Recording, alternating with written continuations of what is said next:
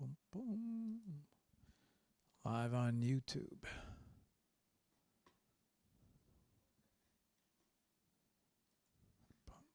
Boom.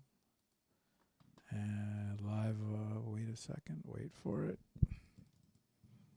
Wait for it. Okay.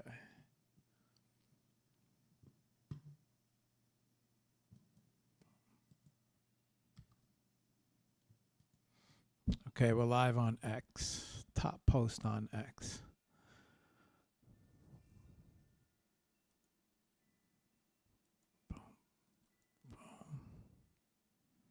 Okay.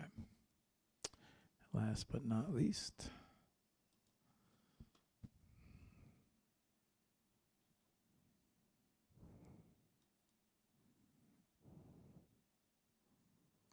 Okay. Live on IG.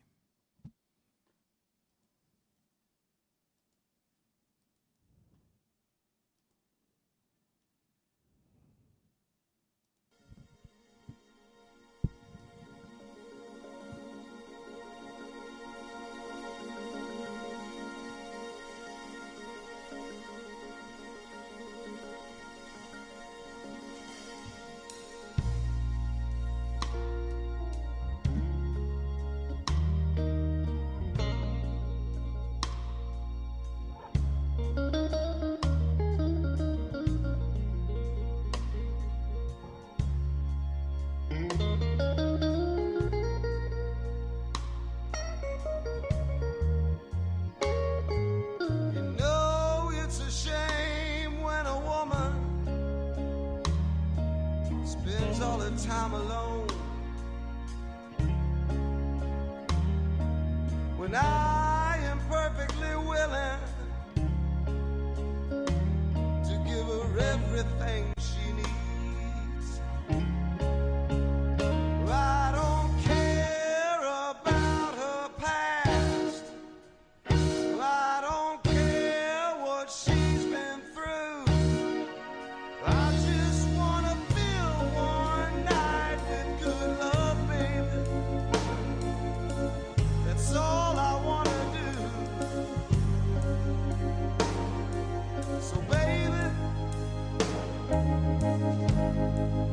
if you got that feeling, well, I wanna give you that midnight healing. You know what I'm talking about, yeah.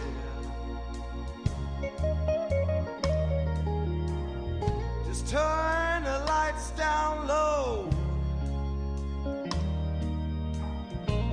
Come right on over here to me.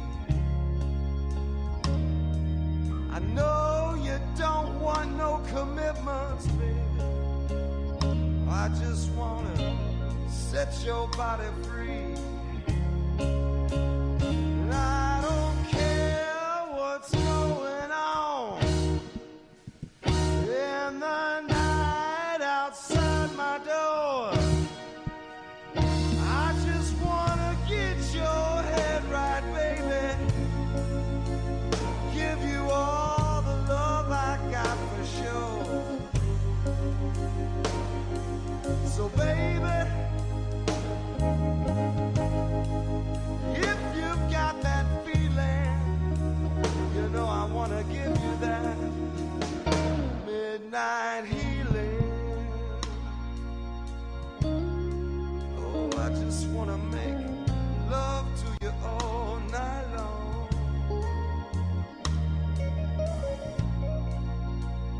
Midnight healing, baby.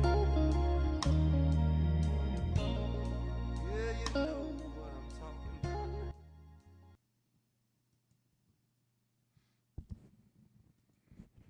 Okay. What's good, y'all? Happy New Year. Welcome to the new year. Well, I kind of welcomed you guys last time. What up, Hammer? What's happening? I see you in the box. Give me a second while I sit down here. Make sure everything's good. Let me just check audio. To the new year. Well, I kind of welcomed you guys last time. What up, Hammer? What's happening? I see you in the box. Give me a second while I sit down here. What an ugly game last night, and that's all I'm gonna say. That's it. I'm not gonna say anything else. But what an ugly game last night, and we're gonna leave it at that. All right, audio's good, visual's good, everything looks good. All right, welcome to HOP, y'all. All right, so I don't want to take too much time. We're in the new year. Is this the first? This is the first Monday of the new year. That's why I was wishing everybody a happy New Year's. Just in case you're not part of the Friday crowd. If you're a Monday crowd, welcome to the Monday show. Happy New Year's, y'all. Tonight's guest, well, first things first, I got to give a brief shout out. I'll give them a better shout out at the end of the show, but I got to give a shout out to NSOC and 888 community. They actually referred me to Ready Player X, Noah, who we have tonight with us. It's the last minute thing, but worked out perfectly, actually. It's just interesting how things work out, but I'm not gonna spill the beans. I'm not saying nothing. I'm gonna let him tell the story. But I do want to give a shout out to the 888 community and NSOC for suggesting Noah for the show. I think it's going to be a great show tonight. I'm excited tonight. Usually, it's just I like different things, right? And so, especially when it comes to art and artists.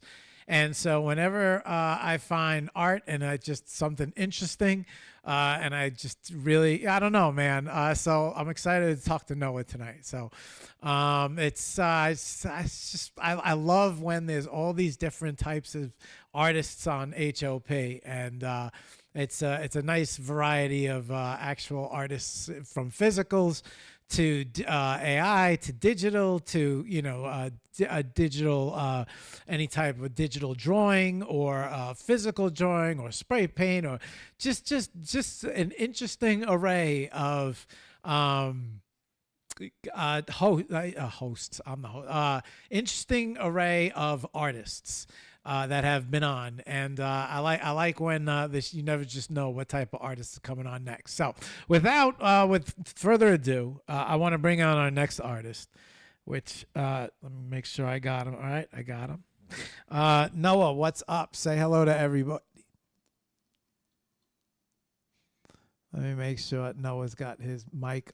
Mike, Noah, take your unmute your mic.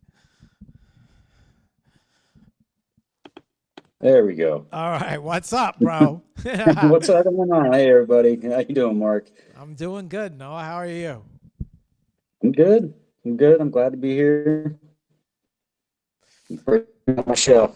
All right. Well, welcome to the Hour of Power, where we just take a little bit of a in-depth tour through your entire life. Actually, so Noah, just this is probably the most generic question I ask on this show, right? Maybe you can introduce yourself and tell everybody a little bit about yourself.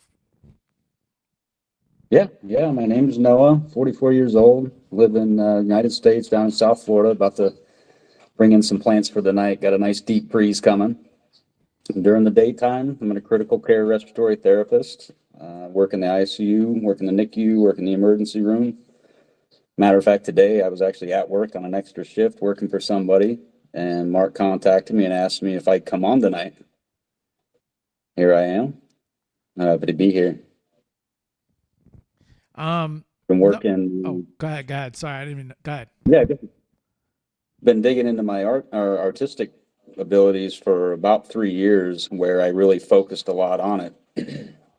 As a kid, I did a lot of art and entered a lot of contests as kids, and took a lot of accolades as a child. Got a little bit older, got a little distracted from the arts, which I probably should have never done, because I revisit it again now as an adult and realize how much I enjoy it and how much ease it brings to my life and peace. And my art alone kind of speaks from my soul, and I see that people see me for who I am through my art and through the abilities that I have and how dedicated I am to my passions. It's led me to some really great places, as you mentioned, 888 and NSOC. This show right here brings me right back to my roots. I've met a lot of great people through that community. You yourself, another one. I'm really nervous about all of this because I've never really put my work out there for people to see.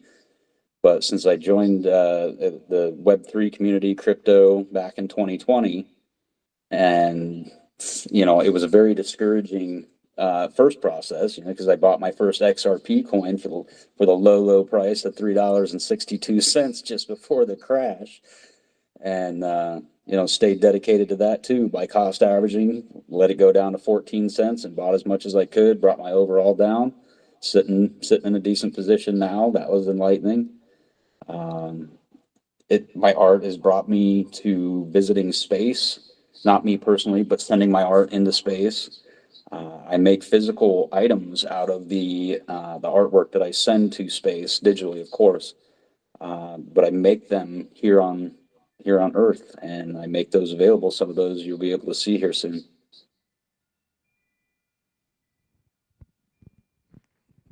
Oh shit! You there? Yeah, I'm here. Oh, okay. I didn't know if we froze. I think I'm glitching a little bit. Yeah. So I don't know if you're stopping or if were you finished? I wasn't. Oh, go ahead. Finish. But Yeah. yeah. I was good. Should I drop out and come back? Hang on. Let me see how bad it is because it was working fine. Yeah, you seem to be all right. Yeah, all right. I look like I'm frozen on X. No, not on my screen. It's so if you're also watching the broadcast, it might be, I don't know, messing with the bandwidth. Oh, all right. Maybe kill the bandwidth in half and see what we get. All right, yeah. Finish, Noah.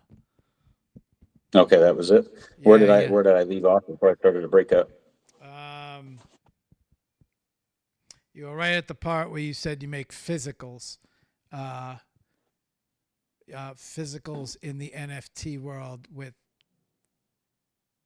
Oh, yes. So I am an AI artist, and I take the AI images and I model those into 3D images, and then I create maps that I can use on various different equipment. Specifically, I like to use lasers, fiber optics, and I I strike the images into various metals: aluminum, brass, palladium, gold, tungsten. Brass is one of my favorites to use because I'm also involved in the space industry as a pioneer, putting art into space and on the moon. It's a new space economy that I got involved in with, and my dream is to have. Obviously, this is going to be a pretty exclusive thing in the beginning, but to make art viable in space, where if I send real tokens into space, whether it be just the items themselves or humanity leaves the planet and does more space travel, which I do think is going to happen, my art can go there. I can make it here. It can exist in space. It can exist on the International Space Station without taking out a rocket on the way. I just really enjoy making these really high detail, high fidelity images into very small pieces of art. I call them the EDC, the everyday carries, because they are something that you can just put in your pocket, carry around. They're great conversation starters every time I have mine with me. Flipping it in my fingers, and I get a lot of attention. A lot of people are interested in what it is that I do. My story just kind of blows people's minds until they really look into what I'm talking about. I don't just sound like another nut. I'm actually doing things with this little bit of art that I make.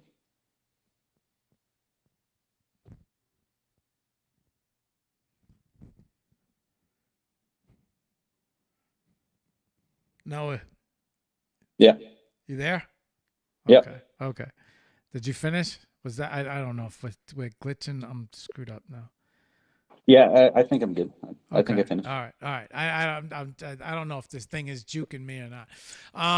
Okay. So Noah. So I feel like I cheated a little because we talked a little bit before the show, so I got to know a little bit about you. But where I'd like to start is as a kid, right? Because I think so your craftsmanship, right? This like so I'm used to seeing certain things, but like it's always interesting when you see an artist take something and implement something, and then out comes some art, and it's like, oh shit, never seen that before. And I think really the only experience I ever had with this was like those Franklin Mint coins. I don't know if you remember those when we were kids. They always used to spin them around on the I don't know, they have a collection, right? But I'm thinking like, how did you get here, right? And so I'm just curious, like as a kid, what art like was there art school as a child, or like how did that work out as a child? So like how did that whole were you did you because you mentioned that you did mess around with art when you were younger, so like was it alchemy? Like, what type of art were you playing around with? Go ahead, take it from there. So as a kid, the art that I was in was your typical grade school, junior high school type art classes. Okay. So I don't have like a long-standing history of going to college for arts or anything like that. I've spent most of my life doing manufacturing type jobs, construction, medical. So I've worked a lot in physics, a lot of mathematics, and I have a lot more fun making things, building things, fixing things. So as a kid doing the arts that I was doing, I was really good at drawing. I'm ambidextrous. I can write upside down and write backwards. Same for reading. So what I did as a kid is I focused on trying to draw things upside down and draw them in different directions, the same item, but draw them in 360 degrees, and started learning how different geometries worked. So one of the best pieces that I ever made was it was a drawing. We were supposed to draw something that we saw a lot of. Well, what more am I seeing than what I'm drawing? So I put a lot of different items on my desk and I drew everything, including my hands. I drew the paper that I was drawing, and then I redrew everything inside of the image. And then I redrew everything again and again and again and again. And I had the same drawing probably 30 or 40 different times on the same piece of paper, just getting smaller and smaller and smaller. It took me about 9.5, 10 months of full time as a kid making these things, or this particular one. And then I got into Chinese cutout art, where I started learning how to do vector graphics and doing layers of different colors, papers, mediums, and things like that to make one single piece of art. Getting into junior high school, started growing up, making friends, started not doing as much art. And then as a young adult, it's a school of hard knocks, go out and learn a couple lessons, learn what not to do, and move on from those, learn some lessons. Got into college, went to medical school, got through respiratory, and I'm an advanced practitioner. Spent a lot of hours doing that. A lot of stress comes home with me from work. I see everything from premature birth to geriatrics to death. I am on the receiving end of both sides. So during COVID, when a lot of this started, 2020, I needed outlets, and taking it home and telling my wife all these stories really wasn't healthy for the home, for her, for me. I needed a way to escape. So I got back into little tinkering, building things, and I had seen a video of this laser doing an engraving of just a couple letters, and I had never seen letters be engraved into a piece of metal like that. So I figured out what piece of equipment did that, and that would be a fiber optic laser. So I I found a new way of doing art, and it's in grayscale. Instead of looking at the world in red, greens, and blues, look at it in gray. You think of black and white, the world is not black and white. There are 256 shades of black and white. I figured out that depending on which shade of gray I'm looking at is how deep into a piece of metal I can cut with a light bulb. So now I make 3D and 3D, we'll call it what it is, a 3D engraving out of what I use as an AI image. And I put it into a 3D software. I model them all out, and then I make maps from them. And then I use the machine to mill out a lot of the metal. Then I hand process, hand sand, hand stain, detail each and every single piece. Nothing is mass produced. Every single piece takes me about 3 days to make if I'm doing it 8 to 10 hours. I love doing these. I'm really proud of being able to make this much detail in something so small.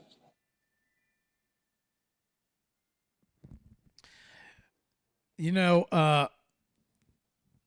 one of the most fascinating, I remember when I took this art class in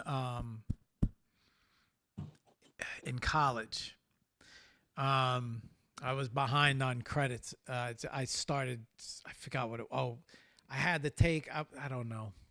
I forgot what it was exactly. I had to take lesser credits, but I saw, maybe it was something where I had to take lesser credits, but I finished half a semester past everyone else. I think that's probably what that thing was. And I was determined to finish with everyone else. So I decided I'm taking classes during the winter. I was like, that's it. I'm going to just take classes during the winter. And by the time I get to where everyone else is, we'll all be caught up with credits. So I think that was the way I was allowed into college, if I remember correctly. Anyways, over the winter, I took an art class, right? And this art class, it was mostly, it was some in-class studies, but for the most part, they invited us all around to different museums and just to see different things. And I'll never forget, we went to it was the Cloisters on the West Side Highway.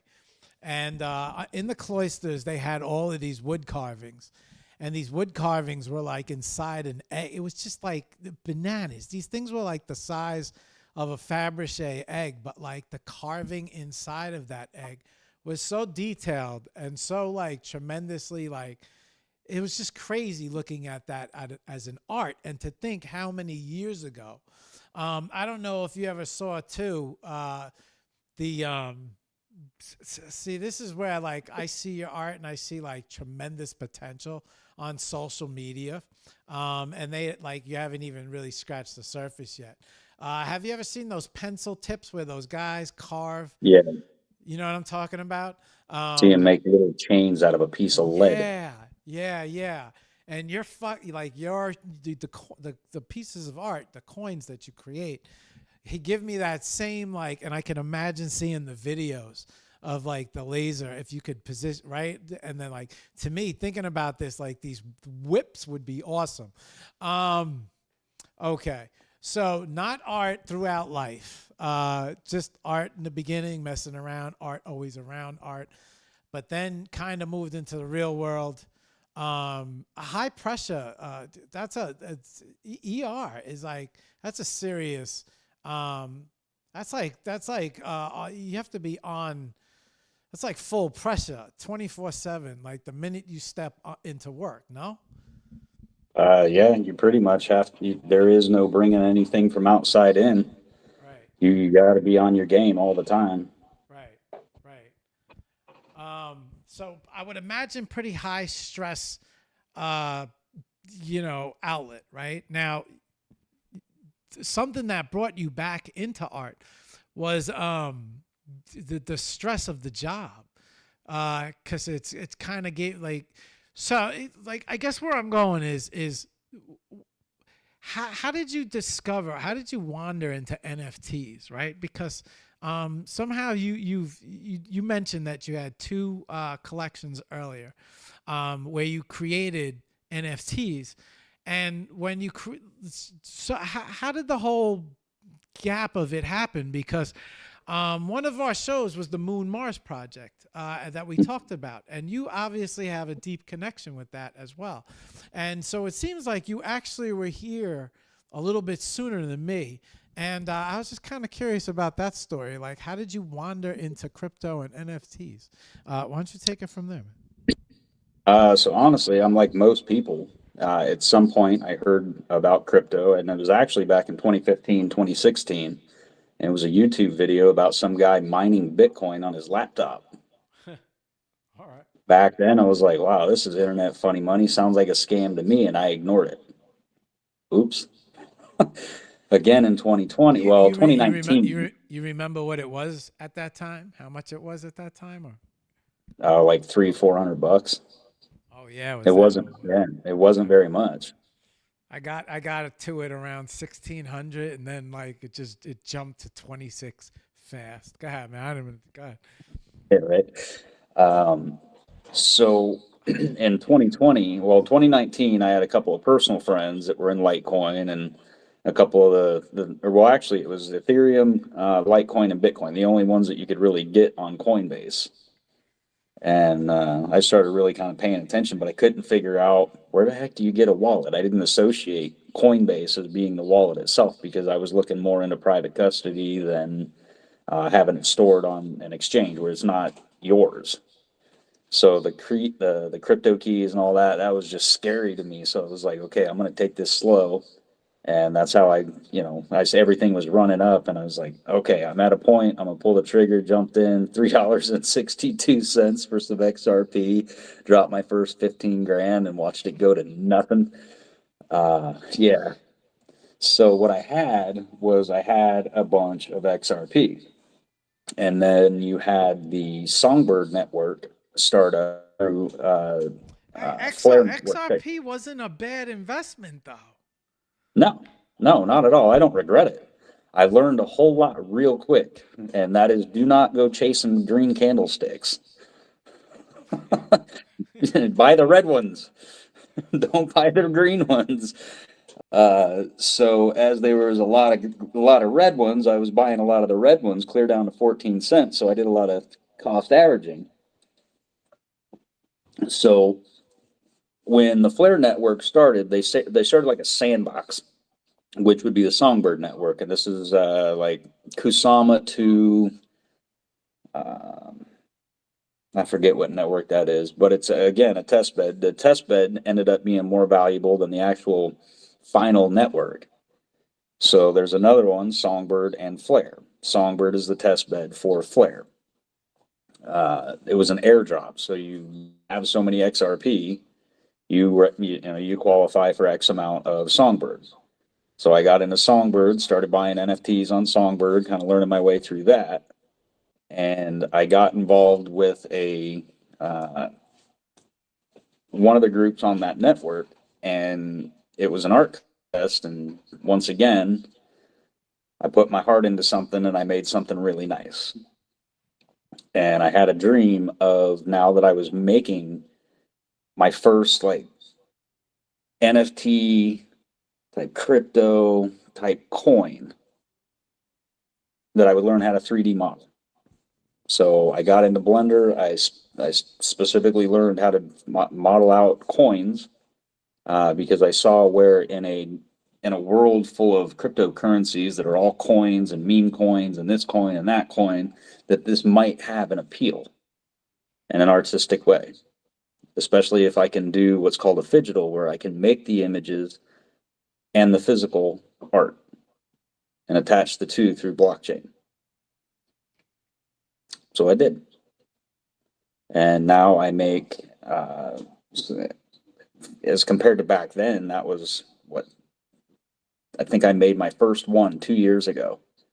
And that one is the Moonpunk. That Moonpunk is one of the tokens that I've made that are going to the moon this month. It'll be launched on a SpaceX rocket. Blue Ghost launched at the moon. South Pole should land sometime late in 2025. Got a number of other assets along with that.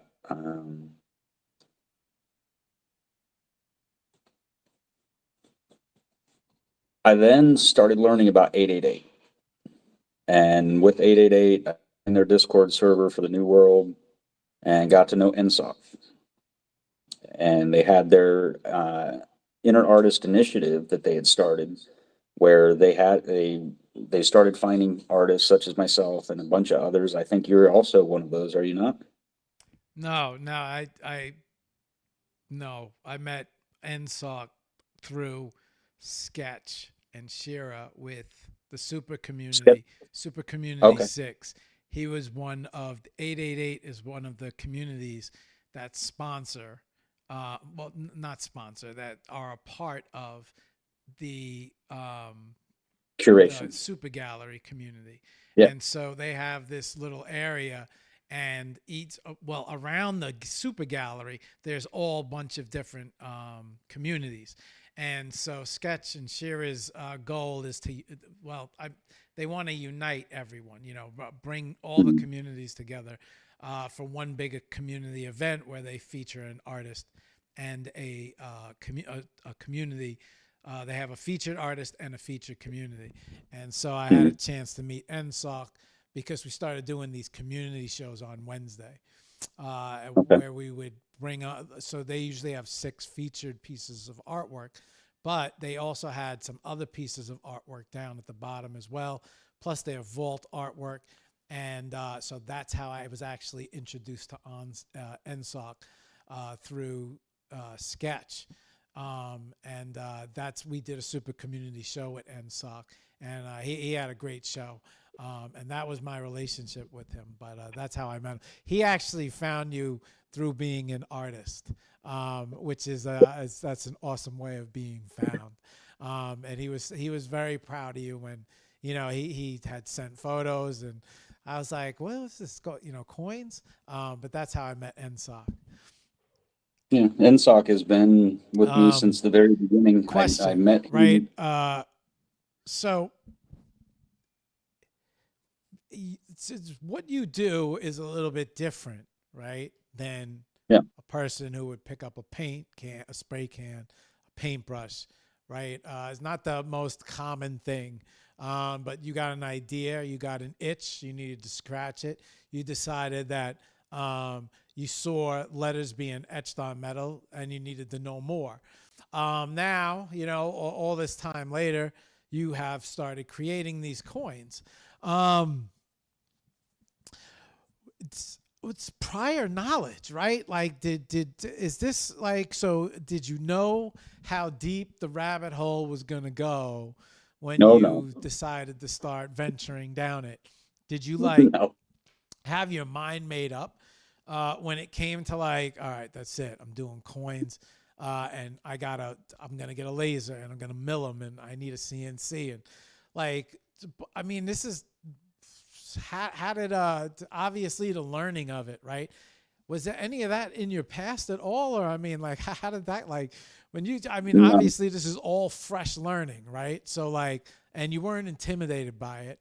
So I was curious about that story about it, but go ahead, man, take it from here. So 888 has a lot to do with it because my introduction there, again, I got brought to Songbird Network, then introduced to Flare Network, and then being involved in Flare Network, 888, NSOC, and all of that. They had different realms. Paris Hilton, the pink realm, Flare, the white realm. I forget all of them, but there's different colors. So I ended up being a part of the white realm, which is Flare. That's how I learned about 888 and all that consortium, all of the curation that they do. And then I happened to be present when they started the Inner Artist Initiative. So I made my first NFT on the Ethereum network and had put that before 888 and all of them. I ended up getting voted as the first inner artist to join the initiative. And that's really where I got to meet NSOC. And then they had another art contest where they were looking to make they wanted to make merch and they wanted to have a new 888 logo. So I entered into that, and myself and the Canadian billionaire That's what his Twitter handle is. But give me a second. He's a AI guy. I know him by Vince. I don't remember his screen name, but I know him as Vince. Okay. Uh, he and I both were the two top picks, but for legal reasons for the logo, they didn't end up using either of them. But it took me to New York City. I got to go to NFT NYC 2023, Oh shit. and yeah, Yeah, so I was that was there too. Shit. Okay, go ahead. I was on a completely different path though at that time, so I didn't even know artists. I knew artists existed, but I was just learning about artists at that time. Go ahead. Go ahead. Finish. that was really kind of a mind blown moment. So the first one, it was my first NFT, and it sold for a half Ethereum. Back then, it was like five, six, $700 for zero point 0.5 Ethereum, Okay.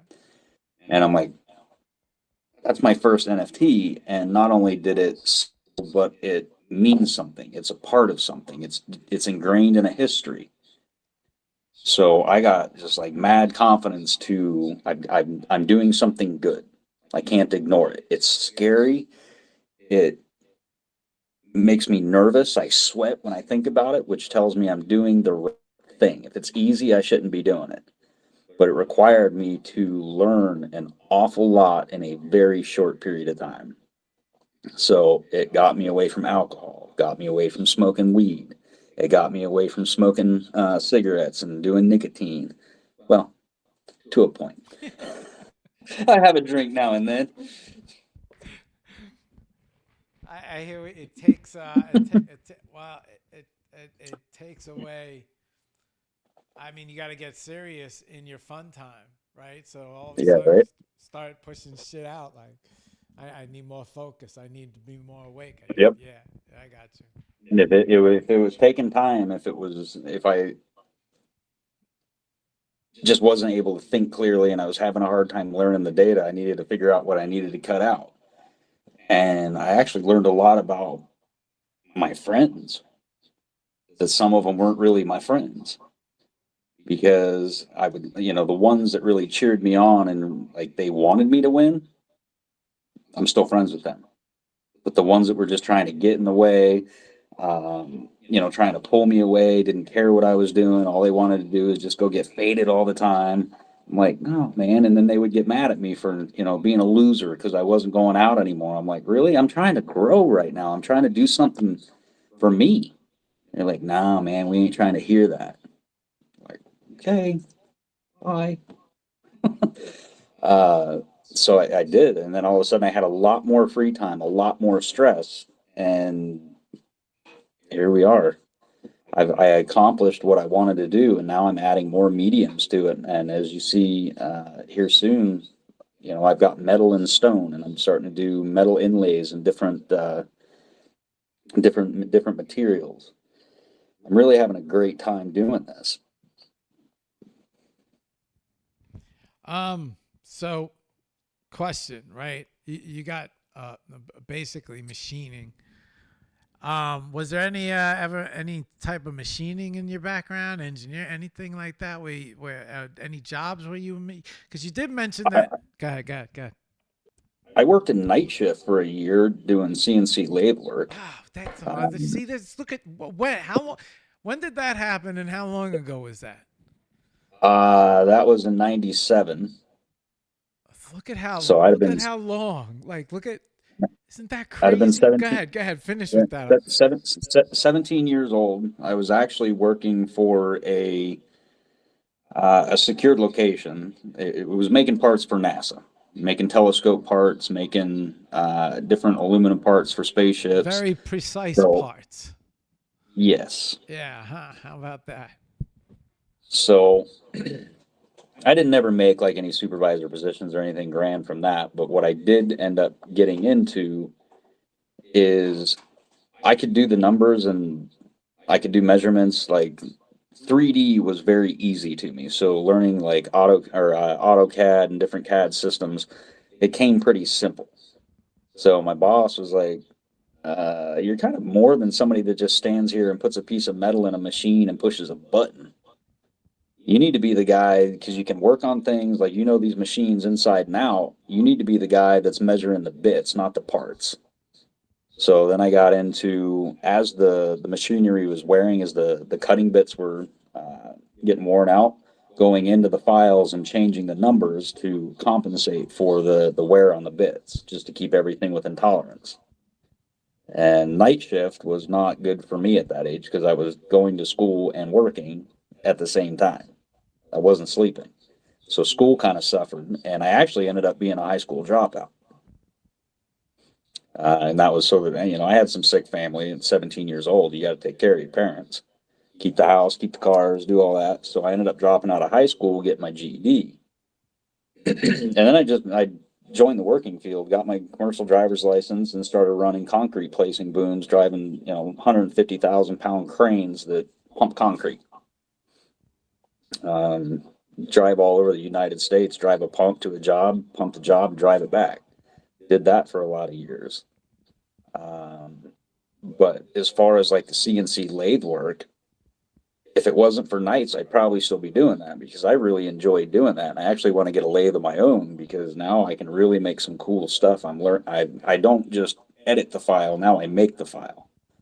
And I can make it out of almost any image.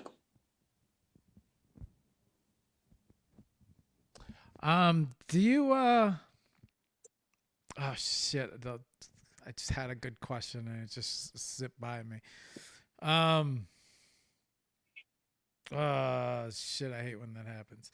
So there's a loss of fucking listening and then I had a question. All right, it'll come back to me. So, oh,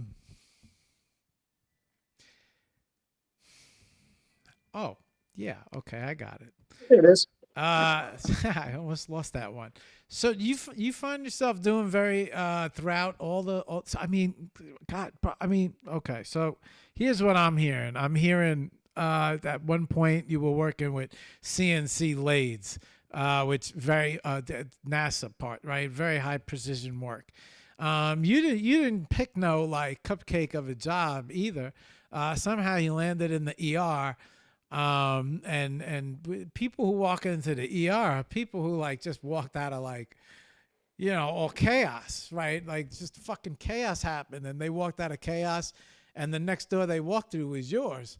And then here you are talking about your art, which is these machined coins, and very high precision.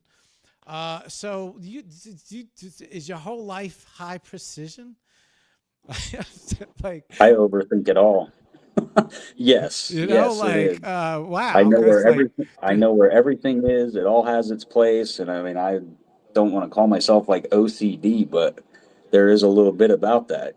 It kind of rears back to childhood. There were some unfavorable things that I went through as a kid, and I was kind of forced into paying attention, seeing what is in front of my face, caring what happens. So having heart and dedication, trying to get somewhere in life is no stranger to me. it's just crazy how you're in well, I mean throughout, right? It's if you've managed to put yourself in so many high precision it's just positions. I don't think in the ER it's not some place where you could walk in and make a mistake. I'll say, No, no. oh, my head's not with me tonight. You know what I mean? Like that's not some place you can be. So interesting how it all comes down to like how you start creating these things, these little coins with such high precision and the modeling. Now, question: the NFT collections that you created or that you talked about. Now, are these the actual 3D replicants of the coins that you created that you used to burn the images? Do I have that right? In the future, that is what it is. In the past, what I did is I made environments similar. If you visit a metaverse, Okay.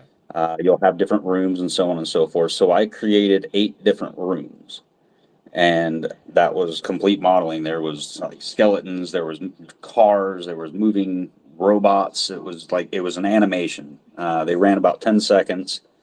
I think when I rendered them, they were about 8 GB a piece. Took, I don't know, 8, 9 hours for the video to render at 10 seconds in 4K. And I made all these images, I minted them, and I gave them all away.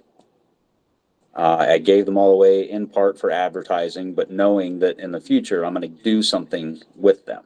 I'm not just going to give something away and disappear or anything of that sort.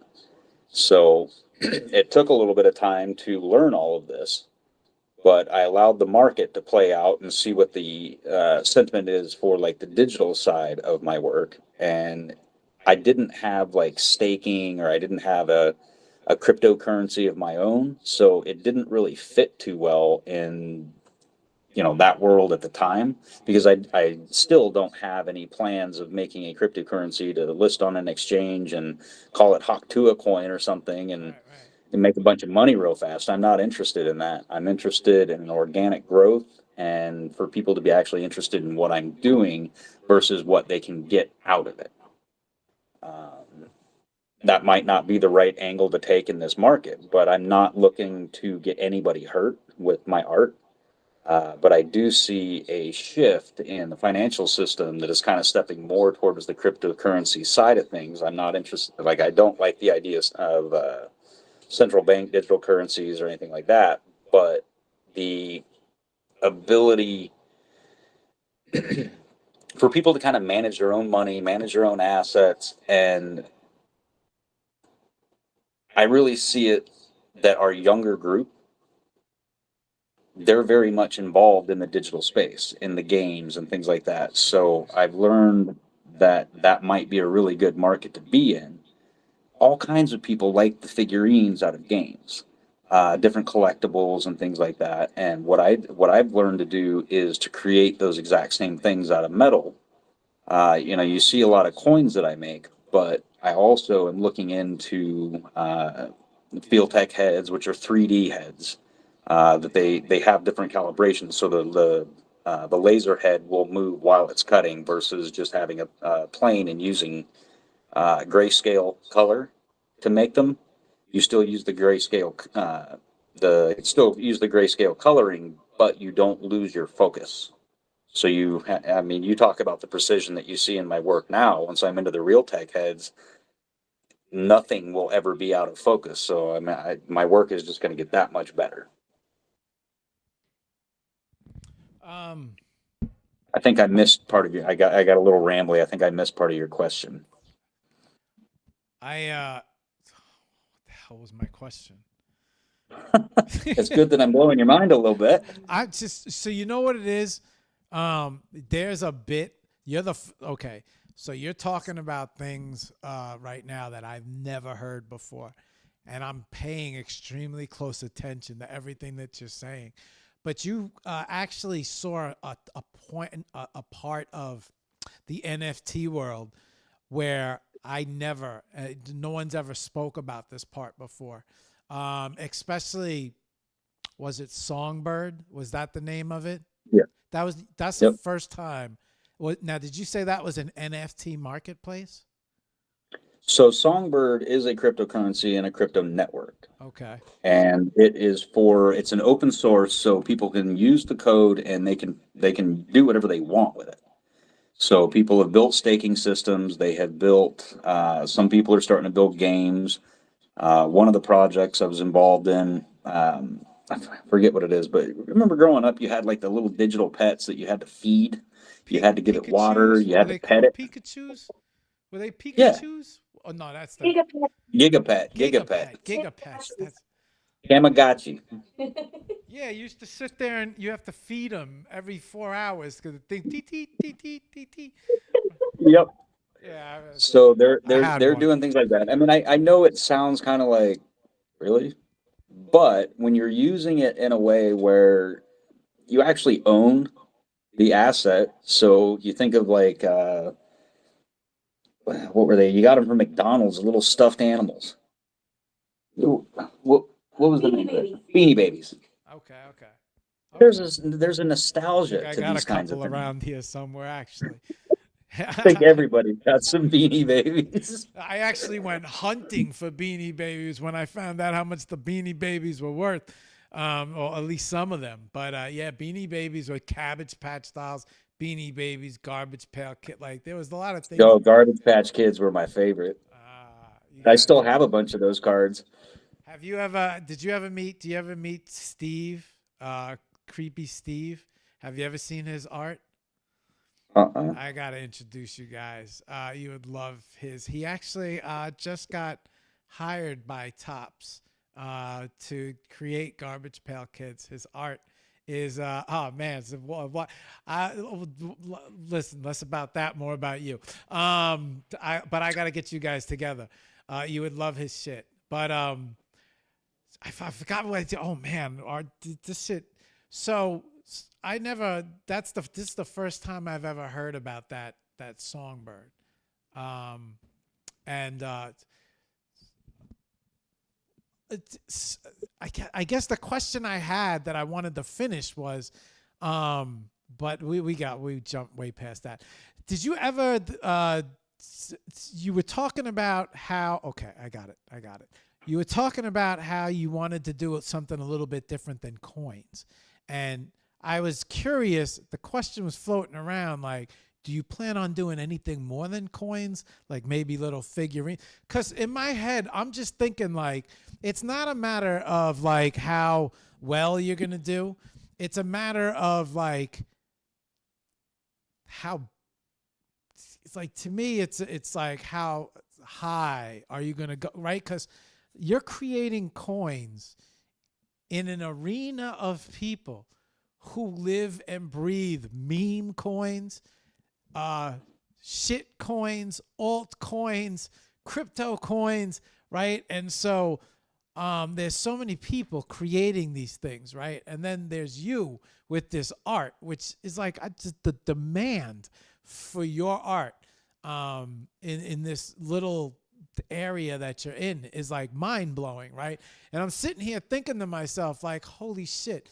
The perfect storms when three storms intercollide, right? And I'm just saying to myself, like, this guy's sitting in the middle of the perfect storm. It's like, and so I don't ever believe in coincidences or anything like that. Like, I just believe that somehow we all find ourselves where we want to put ourselves, where we want to be. And here you are creating these coins, sitting in the middle of this like coin world where there's so many different use cases and needs. And then you decided to take it physical as well. You didn't just decide to like mold the coin in 3D. You decided to actually create the physical piece of the coin. And not only create the physical piece of the coin, but you decided to add addresses, as conversation starters. You made them turn one into your wallet, if I remember correctly. Yep. Which will show everybody in a little bit. Let me see what time. It's almost 10. Look at that. Moves pretty quick. Which will show everybody in a little bit. But yeah, 3D printers, right? You see a lot of people use 3D printers. There's so many different CNC machines, and then you have the late. So, like, are you planning on expanding your art from coins? Like, it's like I'm just curious about. Like, I'm digging here, right? So I'm just go ahead. Yeah, the original dream that I had was I wanted to be a merch producer, but very much on the high end of things. Okay. So I'm a big car guy. I like custom cars. I like custom trucks. I like custom motorcycles, custom ATVs, custom four wheelers, dirt bikes, street bike. I love it. There's a lot of metal parts. All right. So where I people like where this is going. so people have their favorite images and they want them in various different places on their cars. So I run two different spectrums of lasers. So I can deal with both organic and non-organic materials. As long as the IP is owned by my customer or my purchaser, however you want to look at it, I can produce that image for them on almost any material that they'd like. So if you want your Lambo head seat cover done in your punk head, I got you. If you want your aluminum intake done on your 5 point slow pony, I got you there too, bud. I can do art on so many different things. I'm looking at doing basically a reverse paint job. Take a car, paint it, multiple layers of paint. Use what I know and start cutting the paint layers away to produce the image that you're looking for in color, and then shoot clear coats over top of it. So putting my art into the paint, putting it into the seats, putting it into the dashboard. I don't have the spectrum to do glass, but I want to get into the glass side of it as well. I just see that there's so many different places that I can put my work. The brass coins, honestly, they're relatively, I mean, they're not inexpensive by any means, but considering, how many hoods can I afford per year to screw up? A couple of $25 coins, it's not so bad. But yeah, I want to start involving additional technologies. So like the dream that I had was with these tokens, mostly for VIP events. So I started talking a little bit more to some of the celebrities, getting involved in people out in Hollywood with the Griffith Observatory, Formula One, Cyberpunks, Beeple. Beeple owns one of my moon punks. There's only 3 of those that exist. I made them for myself, Lady Rocket, and for Grant Bleasdale. And for Cyberpunks in 2023, they had an event with Beeple at Beeple Studio, and some of my people got invited to go there. So I sent some of my art up there, and Beeple happily accepted that moon punk. And those images are all going on this next launch here in January. So really, what I set out to do, I'm not doing what I originally started doing. It has evolved into something, and like nobody's ever done this before. So I'm like a scared deer in a headlight doing this because I don't have any models to work from. But every I time think if it was too easy, you wouldn't be doing it. no, I don't enjoy easy. I can't live my life on autopilot. I feel like that's a waste of time. I'm never, I say it bad where I'm never satisfied. I'm satisfied. I really am. But I know that every day I can be more satisfied. I can do better. I can always grow. You must be like a kid in the candy store with internet information and YouTube. Um, I know I was. I was just like, oh my And, God, and, there is so much to learn. and now the AI is available. Yeah. My goodness. The things that I do with AI, there are wonderful tools. The imaging comes from AI. When I do my mapping, some of my mapping is done used in AI. Some of my models are made by map to model, edited and made back to map. Now they turn into a physical item. I reverse engineer things where I take a piece of clay, turn it into something, put it into Blender, texturize it, make an NFT out of it, and make it out of metal. So my work is typically a one of one. I don't make a series of one coin 30,000 times for one event. I usually just make one for that event. Somebody out there is going to be lucky enough to own it. That's fucking cool. All right. So yeah, I did start doing cryptocurrency. Well, what I called a cryptocurrency wallet that I was making coding that was accepted and recognized by a lot of the cryptocurrency apps that you have in your phone. So they've got a QR scan in most of those. So I figured out ways to be able to have my coins integrate. So if you wanted to request or send cryptocurrency, NFTs, or whatever the case may be, you could simply, take a picture and send it to or send it to somebody's wallet or accept payment. But I was just down at Art Basel last month, featured at the Mag Gallery, and one of the people in the gallery asked me, like, why are you? Actually, it was Bit Basil that asked me. She's like, "Why are you doing QR code type stuff for that?" I was like, "Because it works." She's like, "Go out there to the parking lot, and that QR code that's on the sign that you paid through, you better make sure your car's not going to get towed, because people have figured out how to use those codes and change where that ends up. So I was like, dang, so that was kind of a block. I worked so hard to get here. What do I do next? Near field communication. What else is there?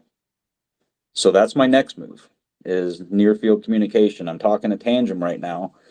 I don't know if they're going to let me or not, but they've already got the network set up. If I can use their chips and use their technology and be able to code these tokens, you don't have to pull your phone out. You can have your EDC carry and near field communication, pay for your meals, so on and so forth. Once we get into that world, right now, doing barcodes and things like that, I think there's like 3 stores on the planet that'll allow barcodes, and one of them is 7-Eleven. That's not my market. I'm not looking for 7-Eleven. I'm looking for everywhere. So that's something that I'm looking into. Originally, these things were designed as a very rare piece for VIP events. I think I mentioned that, but you know, you go out to some of these high-end clubs and things like that, and you have to have a ticket of sort. You don't just walk in, show your ID. Sure. Getting behind the fuzzy rope, you need to have something special for that. So I know that there's a lot of communities, people being one of them, that they'll like rent out a whole venue, and there's only one way to get in, and you have to have an item. So that's what I started doing, was making those items for some of these type of people. I've only got that are actually out in the world, maybe 15, 20 pieces. So there's not a lot of my work that's been out and available.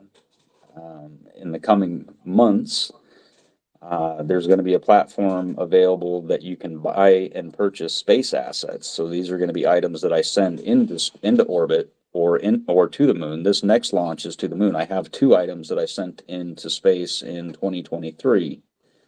The platform is currently being upgraded for this next launch, so those are not on the market at the moment.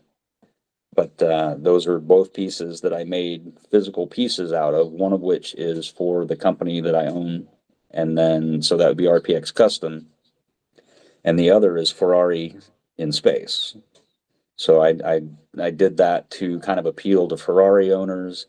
And I've saved the back. I haven't done anything on the back, so I can personalize that to the Ferrari owner that ends up with that token. Cool. These next pieces, so the moon punks, those are going to be an ultra rare. Like I said, there's only 3 people on the planet that have those, and there's probably not going to be that many more that get those. I have the megalists, so these are the mad scientist line. Those are currently on the Blue Ghost, waiting to be loaded into the SpaceX Falcon 9 to be launched later this month.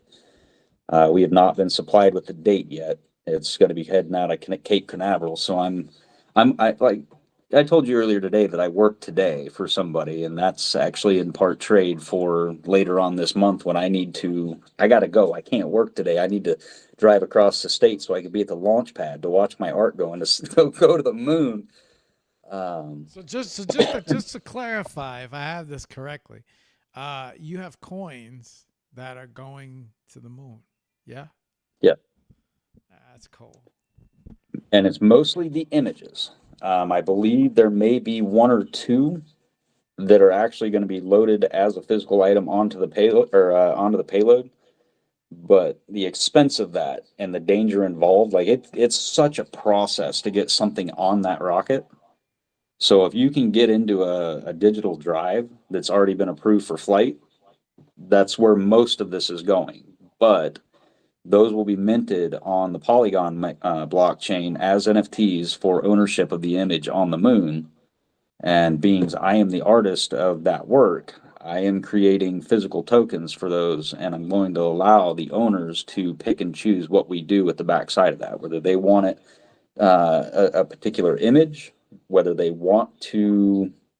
I'm going to try to talk them out of it, but I'll leave it open to them. If they want the QR coding for that wallet purpose, I'm going to suggest not, just because of what I learned. I'm going to try to step away from that. But like I said, I want to get into that near field communication. Again, I know that the International Space Station as we know it is soon going to end. They plan on wrecking that thing right into the Atlantic Ocean. They're going to build a new one, and I've been fortunate enough to meet some of the builders and the architects that are involved in not just the build out of the International Space Station itself, but the plants at which they will be built.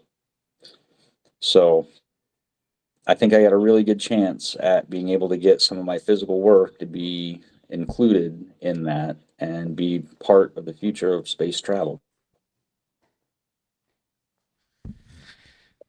Hang on, I'm just switching the battery. That's why it went black. But oh man, I got so many questions running around in my head right now.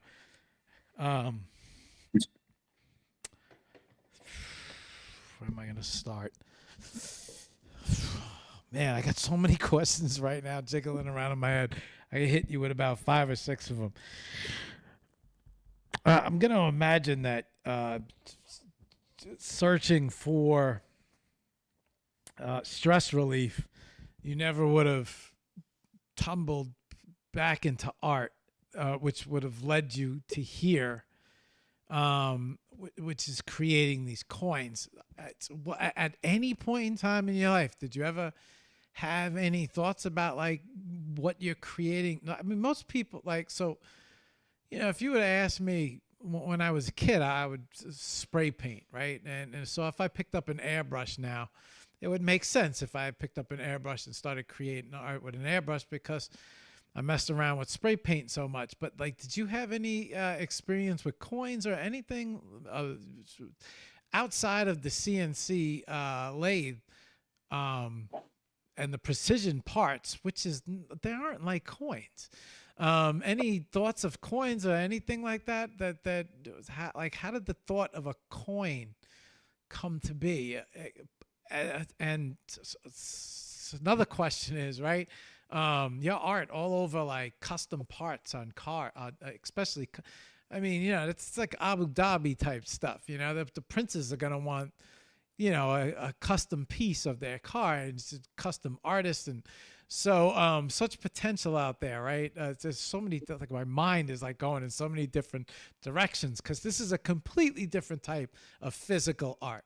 Most, you know, physical, the norm of physical art, this is a little different. I asked questions, but I feel like I got more questions. Yeah,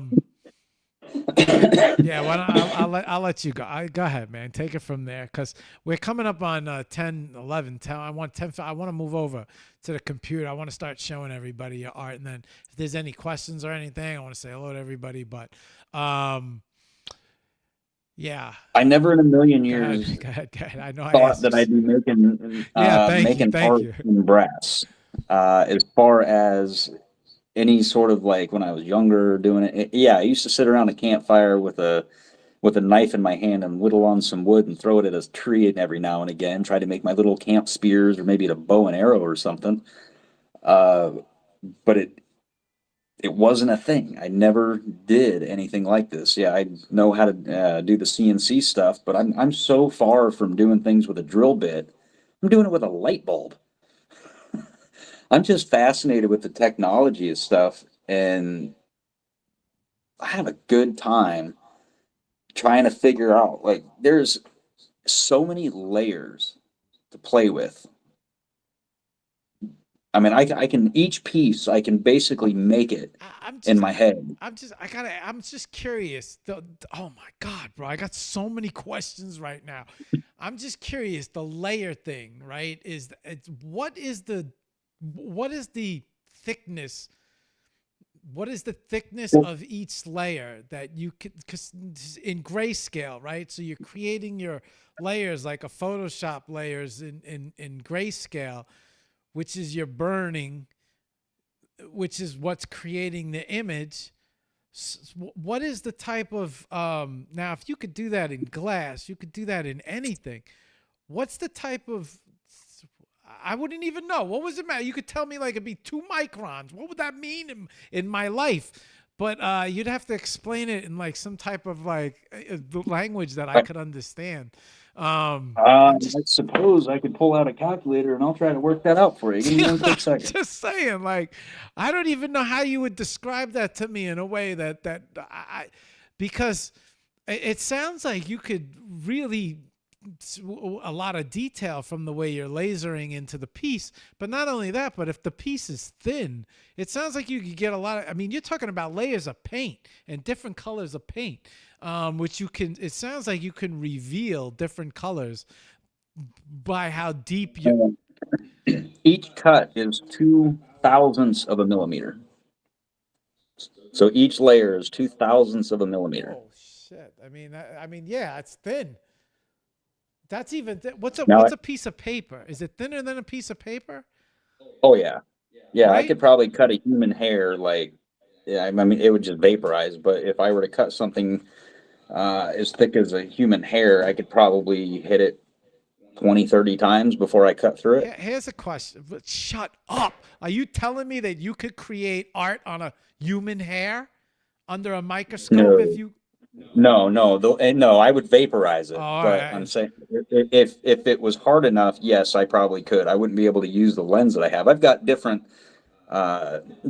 focal lengths that I use depending on how big You of a would need like hammer a I want to use. microscopic lens to create something like that. Um, my 70 millimeter lens could probably do something on that. Okay. Because I'm using a DPI. So a DPI is how many dots per inch.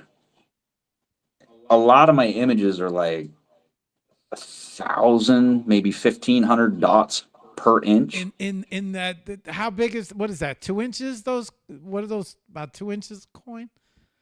Yeah, about that, about 2.5 inches. 1,500 DPI in that circle. Yes. So when I do these, Shit.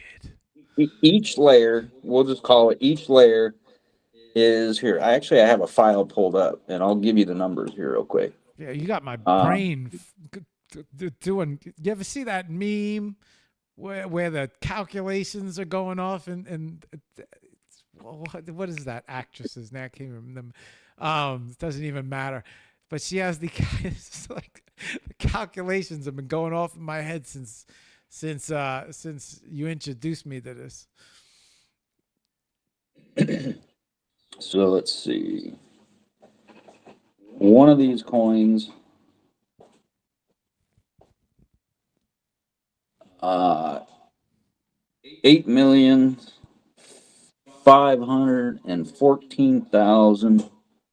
8,514,254 millimeters Holy shit. cut. Huh. So each coin that I make per side, we'll just call it as an average, is 5.5 and a quarter miles worth of cutting that I do in a 4 millimeter thick coin. And then Times. that's what brings out the design, right? Mhm. Right. Yeah. All right. All right. I want to start showing everybody. Right. Let's start bringing that up. I want to bring that up because we're sitting here talking about it like we're the only ones that know what's going on, and I feel like it's not fair. Hang on. What's up, Sketch? I see you out there. What's up, Linked? Is that Sketch Lab? Yes, that's Sketchlight. Sketchlight. I'm sorry. Yes. What is the? Is she talking to me? What is the lights behind me? Oh, she's talking to me. You got them drones out back or what? No, that's that's the way I light the I'm never gonna hear the end of this. She always so I am I don't know, hang on, I'm gonna start switching the screens around so I can bring you up. Yeah, all right, there we go. There's that. Okay. I don't know if you're a film fan, but I've always been a fan of let me switch the camera so it doesn't feel like you're not talking to an empty seat. It feels like we're actually having a conversation. There we go. Okay, good. All right. All right. So, I have, right, and I know you have another camera, but I also have, let's see, I have your work. Where is it? And I don't know I honestly don't know the best way to do this. To be truthful, I don't know if I should let you show it on the big screen or if I should show it on the screen myself. Um, you know what? I feel like I don't want to. Let's see, screw that. Hang on, let me move you over. You know, I sent you a bunch of photos. Well, I didn't send them to you, but I responded in the X messages, and I sent a plethora of my work. And then I realized I didn't send it to you. And now that I've got all my cameras set up and my phone's rolling, I cannot stay present and get those things sent over. Hang on, I'm gonna. Can you log in with my phone? I'm gonna. Oh, here we go. This is what I'm looking for. I'm looking for this. All right. What I'm doing is I'm opening up your X next to you right now. Okay. And so I don't know, right? Because you've been showing them. I don't know if it's better for you to hold these pieces up and show everybody, or switch the video and we'll show them, and I'll show the lives, and we'll just keep talking. I don't know which way to do this, because I could show these coins here, and I could show videos of them, but I don't think I'd be showing the real things, and you got the real things there. And I don't know how far back to go, right? So maybe you want to take us on a tour of your lab and maybe show us some of these coins. And I will get out of the way here completely.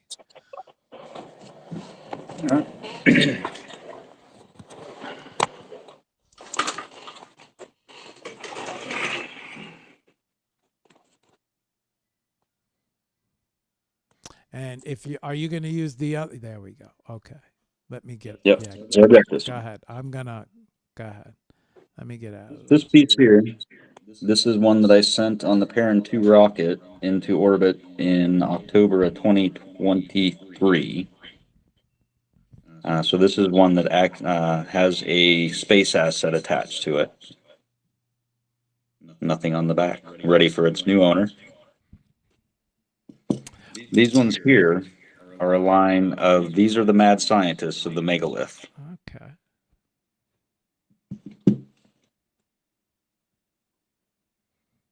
Ah, man, those are cool. This is the apprentice. This is me when I first began making my first, it's a Bitcoin, but my first one.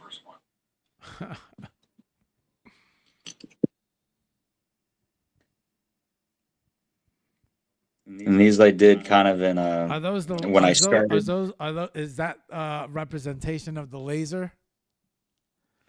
Yeah, he's got laser eyes Got and it. he's making a bunch of coins. Okay. But each one of these are in kind of succession of when I began this journey. So we've got the young apprentice, kind of learning how to do things.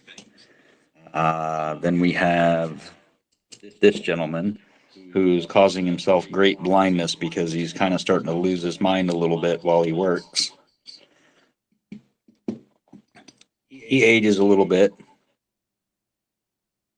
gets a little better at his trade.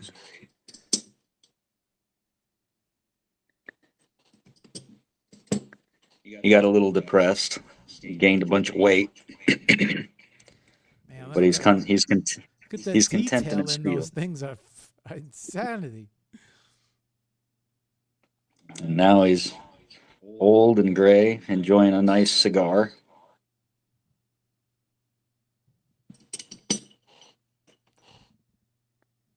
I absolutely love dragons. This one's one of my walls. I have other ones. I don't want to. So with that kind of coding, I don't like doing people's keys. I'll do my own. But that's on a static image. I have done things for people that they wanted to have their keys but I didn't want to do it. So you can either get a static code, which is what I do, or you can get dynamic. So dynamic, you get a blank code. I make it, and it's blank. There's nothing there. You code that. So if you want something put in that yourself, you make it. I don't have any part of that. I just make the coin, I make the code, you program it. And I will never know what the information's on it. Old fat guy. This is when I did Aviva Bleeze Lady Rocket, Copernic Space. Okay. This is crazy right now. The Lady Rocket, she's the one with the blue hair with the blue glasses. Yeah. Yep. Okay. Yeah. You know, This is 3 generations of space travel that I'm sending these items into space with. I know who you are referring to now. Yes.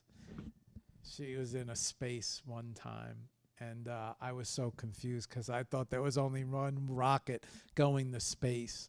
That coin is amazing right there. This is made for my wife. This was I make her something every Look year. at how many layers are in the writing. 512 to be exact. Holy shit. So this one I did a scroll. Now, let me ask you a question. Can the laser can the laser fire in between layers, or whatever it hits, it vaporizes? It vaporizes whatever it hits, but I program it to know what it's supposed to hit, not. So you can actually hollow out underneath things, or no? No, I can't see underneath them. So I'm basically on a 2D plane, but I'm technically doing 2.5, and that's because I can't see underneath what I'm cutting. Now, if I had a rotary, which I do, I just have not started doing rotary work. Right. I don't want to release everything all at once. I want kind of like that build where people are like, man, this just keeps getting better and better. Okay. So this is the rise of the Phoenix.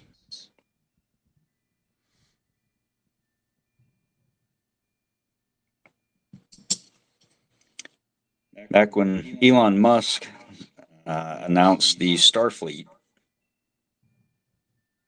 I made this one. Huh. Again, another space wallet. And the designs that you've created, especially from the front to the back, it's a really nice touch. Oh, This one I called that Wasted Time. Yeah, that one's awesome. I saw this one, and I didn't see. Now that you're actually showing me this thing with your hand in, and you're going back and forth, I saw images of this, and the images don't do it justice when you do this. And they're deep. Yeah, they look deep.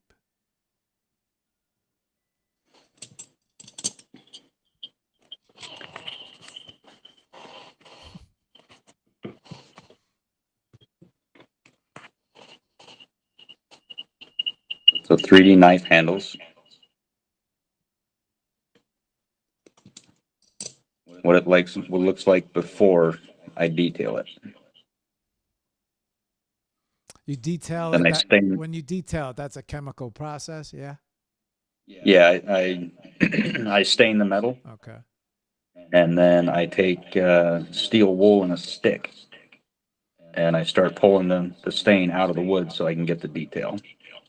So I use steel wool and a piece of wood as my pencil.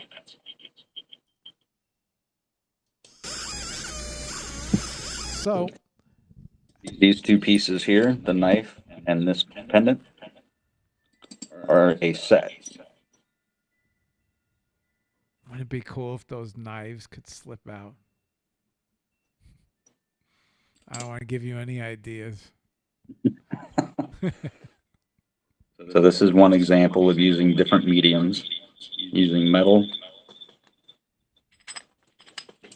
and stone. So I can cut the stones, make different inlays. This one is an early prototype. This coin that's in there is actually one that I'm doing for the anonymous astronauts. This is a mock piece as I build it, and I find what layers that I'm going to use and where I'm going to place things in the image. But this was originally designed as a key storage, something kind of inconspicuous that you would have to break the stone to get to the backside. So I've done things like this, done in acrylics, and poured resins in them, where you absolutely have to destroy the art in order to get to the information contained within. This is a piece that I made as a piece of art. Time.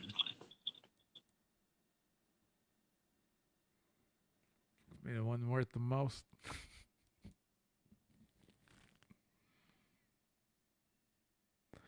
You did a nice touch with the front and backs on these. I wasn't. I don't know if you showed it or not. What was on the back of the clock? The clock piece. There's nothing on the back of the clock. That's ready for an owner.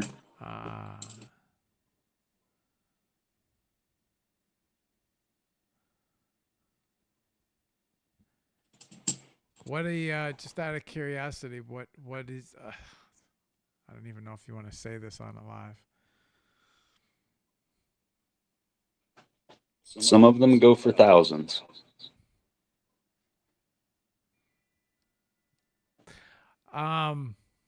Okay. And that's my tool right here. Question. How long, what's, oh man, tell me you are filming the entire process of these. I do have some, yes.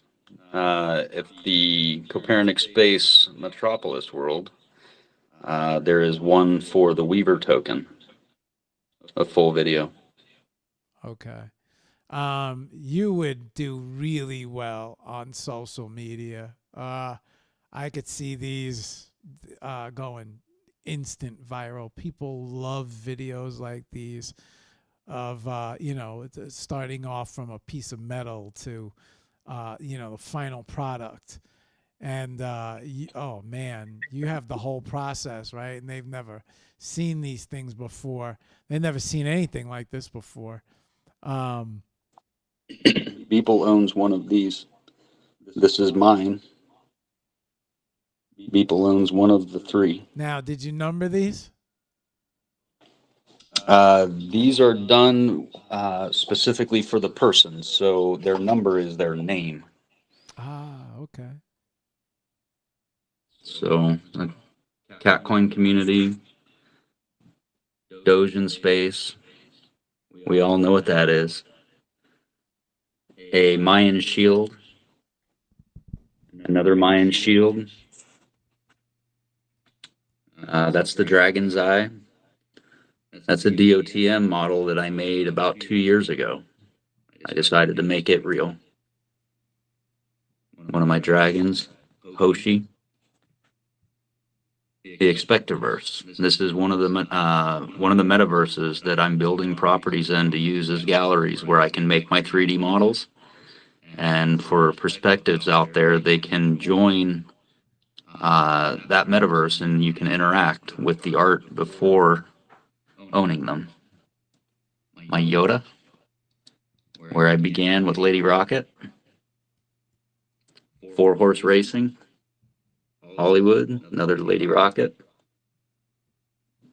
XRP, The Rise of the Phoenix, my very first wallet I ever made myself, Formula One and Scuderia Ferrari.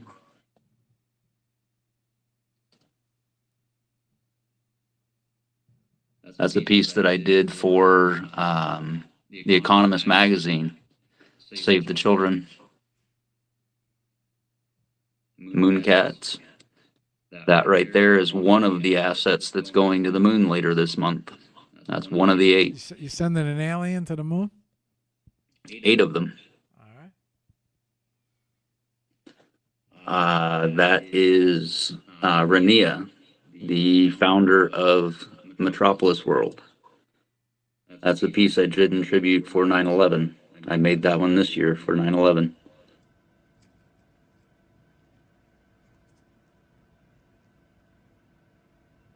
Rise of the Phoenix, Space Cats, Moon Cats, rather, excuse me. Those are another image that's going to the moon. That one I did for St. Patrick's Day. Copernic Space, this is going to be an official art piece. That one will actually be done. There will be multiples of that particular one right here. Let me touch it. Where am I at? There we go. That one. I'm trying to find my camera. But that one right there is going to be a very special piece for the Copernic Space community and passport holders. Hey, there they are. Yep. Oh man, you know what I feel like I'm watching right now? I feel like where's the phone number to call so that I could get my collection? Like I feel like I'm watching I'm telling you, I feel like I'm watching a Franklin Mint commercial right now. And you just keep busting out like one after another. It's like to get the entire collection and the wood case for free, you know, to display them all. And you'd have to pay like, I forgot, it was something ridiculous a month, and they would send one a month. But I feel like where do I sign up for my collection? DM me. Ready Player X. So this is actually a picture that I took of my wife's leg. She's got a tattoo that she got with her father of a purple dinosaur wearing, or excuse me, a purple alligator wearing his nerd glasses. Then I put the AI to it and made a relief image out of it. And then I modeled it and made it. So one of my displays, sorry, you're going to get to see the inside of my house, but I want to walk you out.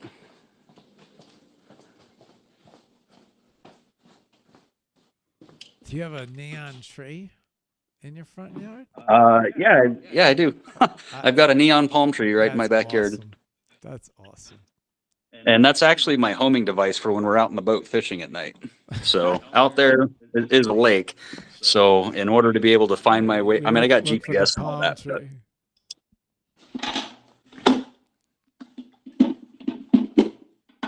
Sorry about the racket and the squigglies, but yeah, no, it's all good. I feel right now, you don't understand. I love this, right? Like, cause I got to put the phone down just for a second. I keep dropping it. It's all right. I'm showing them what I'm doing right now is just I'm showing them the Formula One racing to the moon, the Grand Prix.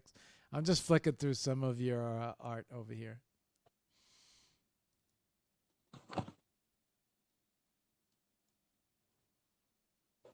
Is that floating? Yes. That's one of my displays. Oh, shit.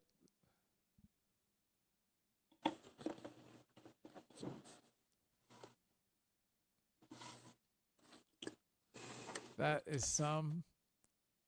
Now, does it come like with a full display type? Oh man, that thing would be so wicked if it was like crystal and shit. So I don't know the mechanics. There of are it, thoughts. Right? So yeah, there are thoughts of that, but I don't make the display itself. Right. That was. I mean, I wish I was that cool.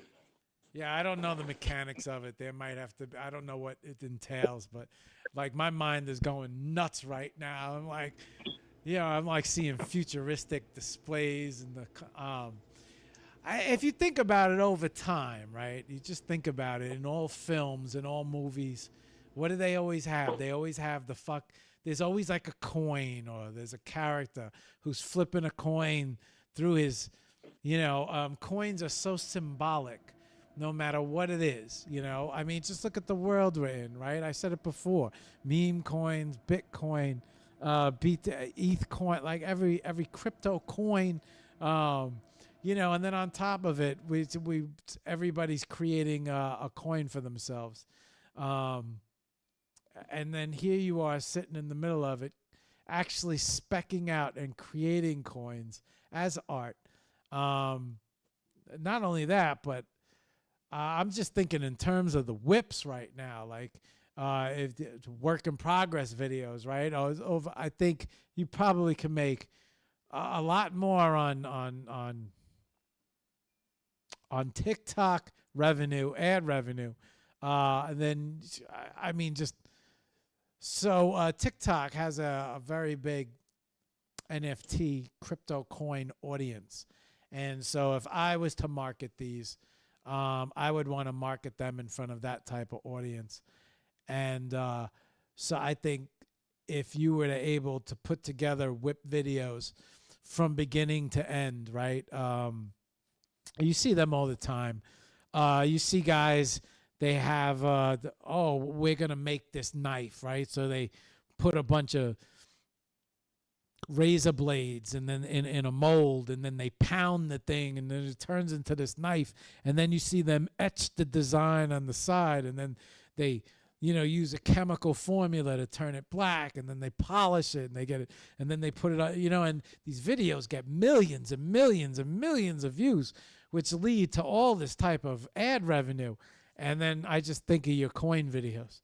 Like that's I don't even your art, like the art of creating the coin in a video, and then like the knife video with the handle, right? And I think of all of these videos, and I watch these videos. They have millions of, and I'm just thinking like, man, he would do really good if he had whip videos of these things being. Are you able to pull up the Ready Player X2 profile for Copernic Space Metropolis? Yes, I have it right here. There is one of those that we can show. Is this that the should 40?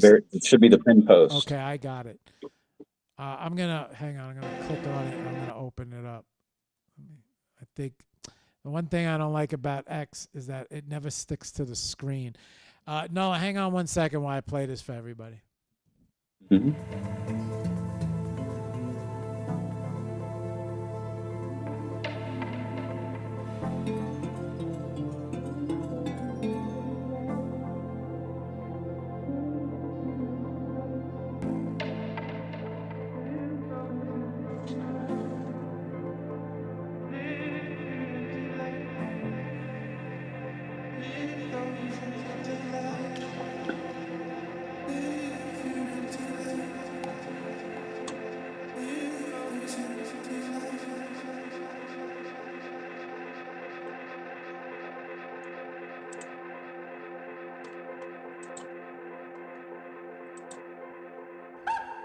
Yeah.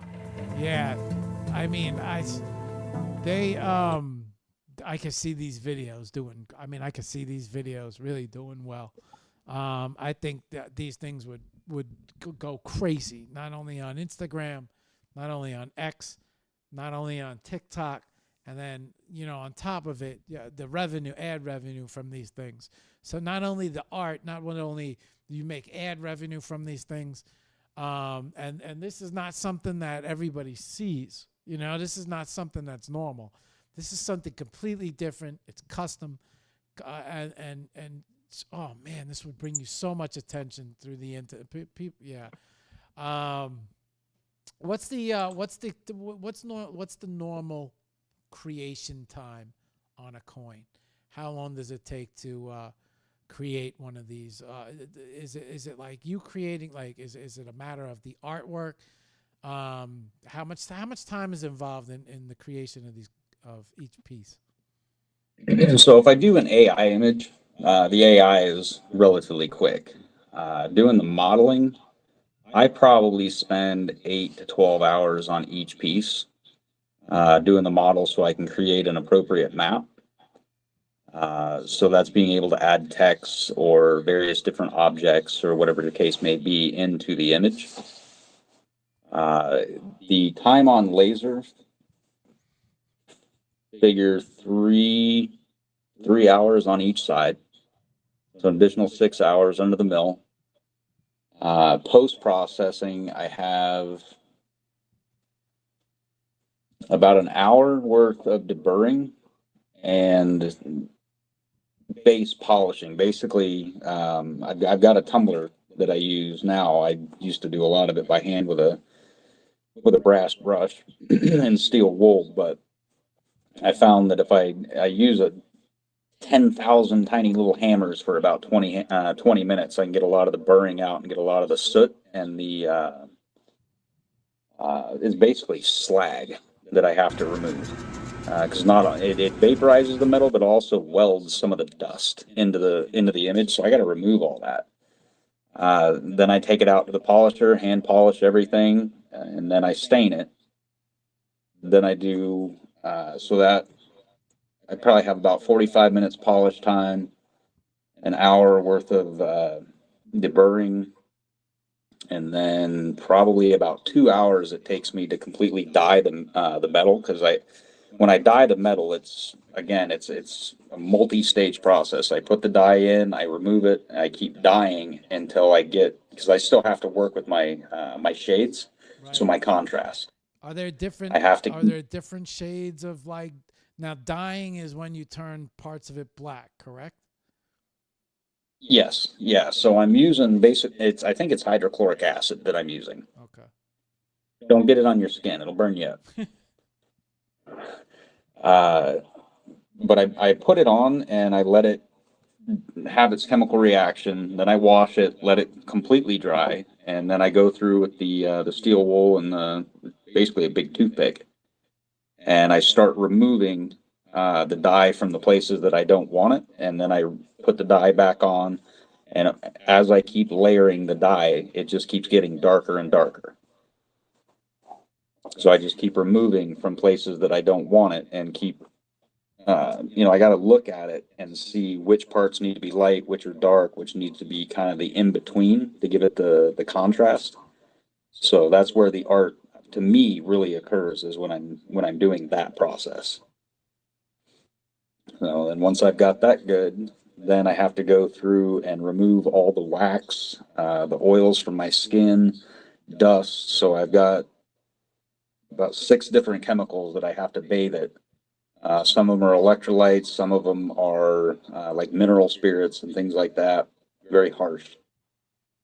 Once I've got it cleaned, then I have about 7 more layers that I put on of a clear coat. And I let those kind of get to and just past a tacky stage, and then I bake them for several hours in an oven, a couple 100 degrees, to really cure the final coat.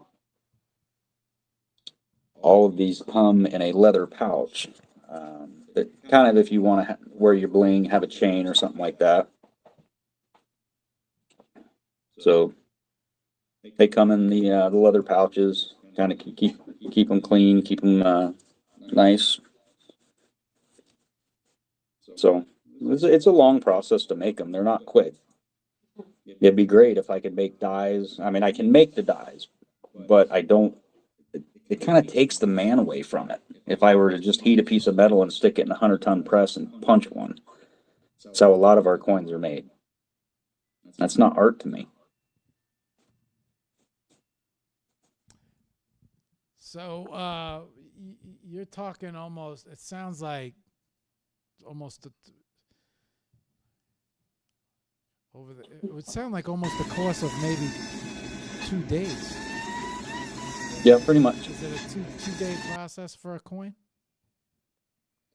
Yeah, and I mean, you're pretty spot on. Some of them I can get done a little bit quicker. Some of them take even longer. The bigger the piece, the longer it takes. You know, a 2.5 inch coin on each side, it's sitting under the light for 6 hours.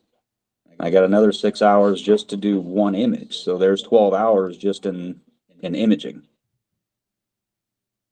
So that alone takes up 1 day.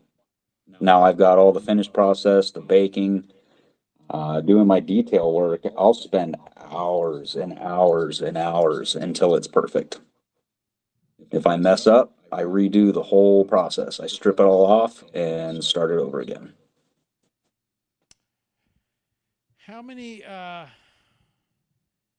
when you do a coin, right? When you first start one, did you ever start one and then say to yourself, I don't like the way it's coming out because of the way I'm doing the imaging? I mean, what happens when do you just like do you start off with a piece and then and a new one and I can't imagine The that. time. Yeah, go ahead, go ahead. All the time. Yeah, really. Oh, Being as that's detail oriented as I am, right. yeah, I've got a ton of scrap. Yeah. Hang on, let me find my scrap pile. Where's my scrap pile? Here's one of my scrap piles. Now you melt those things back down to into. That is something that is going to happen. Yeah. Gotcha. So this is one. Let me get my camera right here. So So this is so how I those are make all the the pennant. those are all the misfires, huh? Not all of them, but some of them.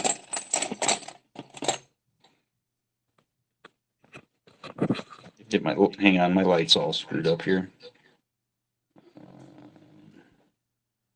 There it is. I was curious about this. I was curious if, like, the first time, like, how many do you usually get it right on the first time, or does it take a couple times? I've gotten to where I get it most of the time Okay, okay, on the first try. all right, all right. It's not really a trial and error thing, but I do. Okay, so this is the type of mistakes that I'll have right now. Like my fan went out, so I had no ventilation. So all of this is slag. Gotcha. Okay, so The, it anything. vaporized the metal and it didn't come off. Okay, so So now it. anything that happens now is more mechanical or something unexpected. Yep. Gotcha. Okay. So Every now and again, I have a wreck. so you have and you have your process down. Yes. Gotcha. Okay, that's what I was curious about. Okay, so all right, that makes sense. It's not really a trial and error thing anymore. Yeah. I got you. I got you. Okay. Fucking this shit is this is interesting. So how was it gonna? I asked you that. Asked you how long? Okay. Yeah. So for me, right, just looking at all of this, I'm thinking, sometimes, it's the hardest thing for an artist is to market themselves. What time we got? 10:51. We're coming to the end of the show anyway. Should I tell you here? Yeah, I'll tell you here while I'm flicking on this.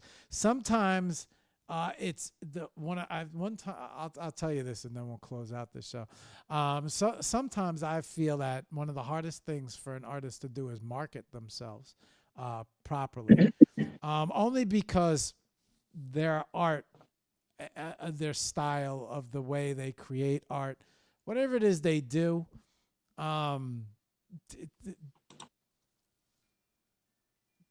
what's the word I'm looking for?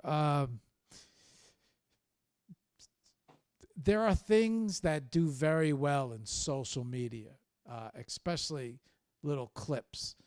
And if you happen to have a knack at getting people to stay to look at their phones, you can do very well lucratively, because you will make a lot of money through ad revenue through these little videos, because that's what they're paying now for. They only pay for little videos, whether they're 30 seconds, a minute. Longer you could get them to watch, better you're going to do.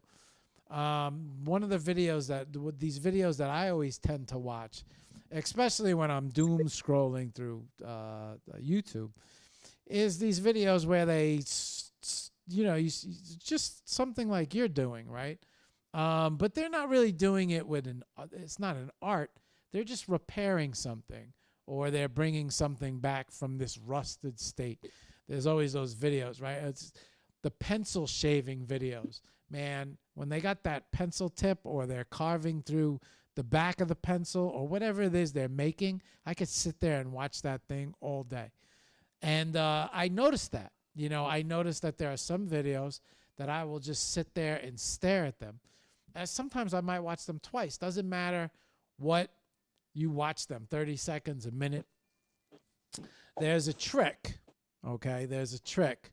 For instance, if you ever open up TikTok or you ever open up YouTube or you ever open up any of these videos, there'll be a 6-second or an 8-second video and there'll be a lot of writing on it.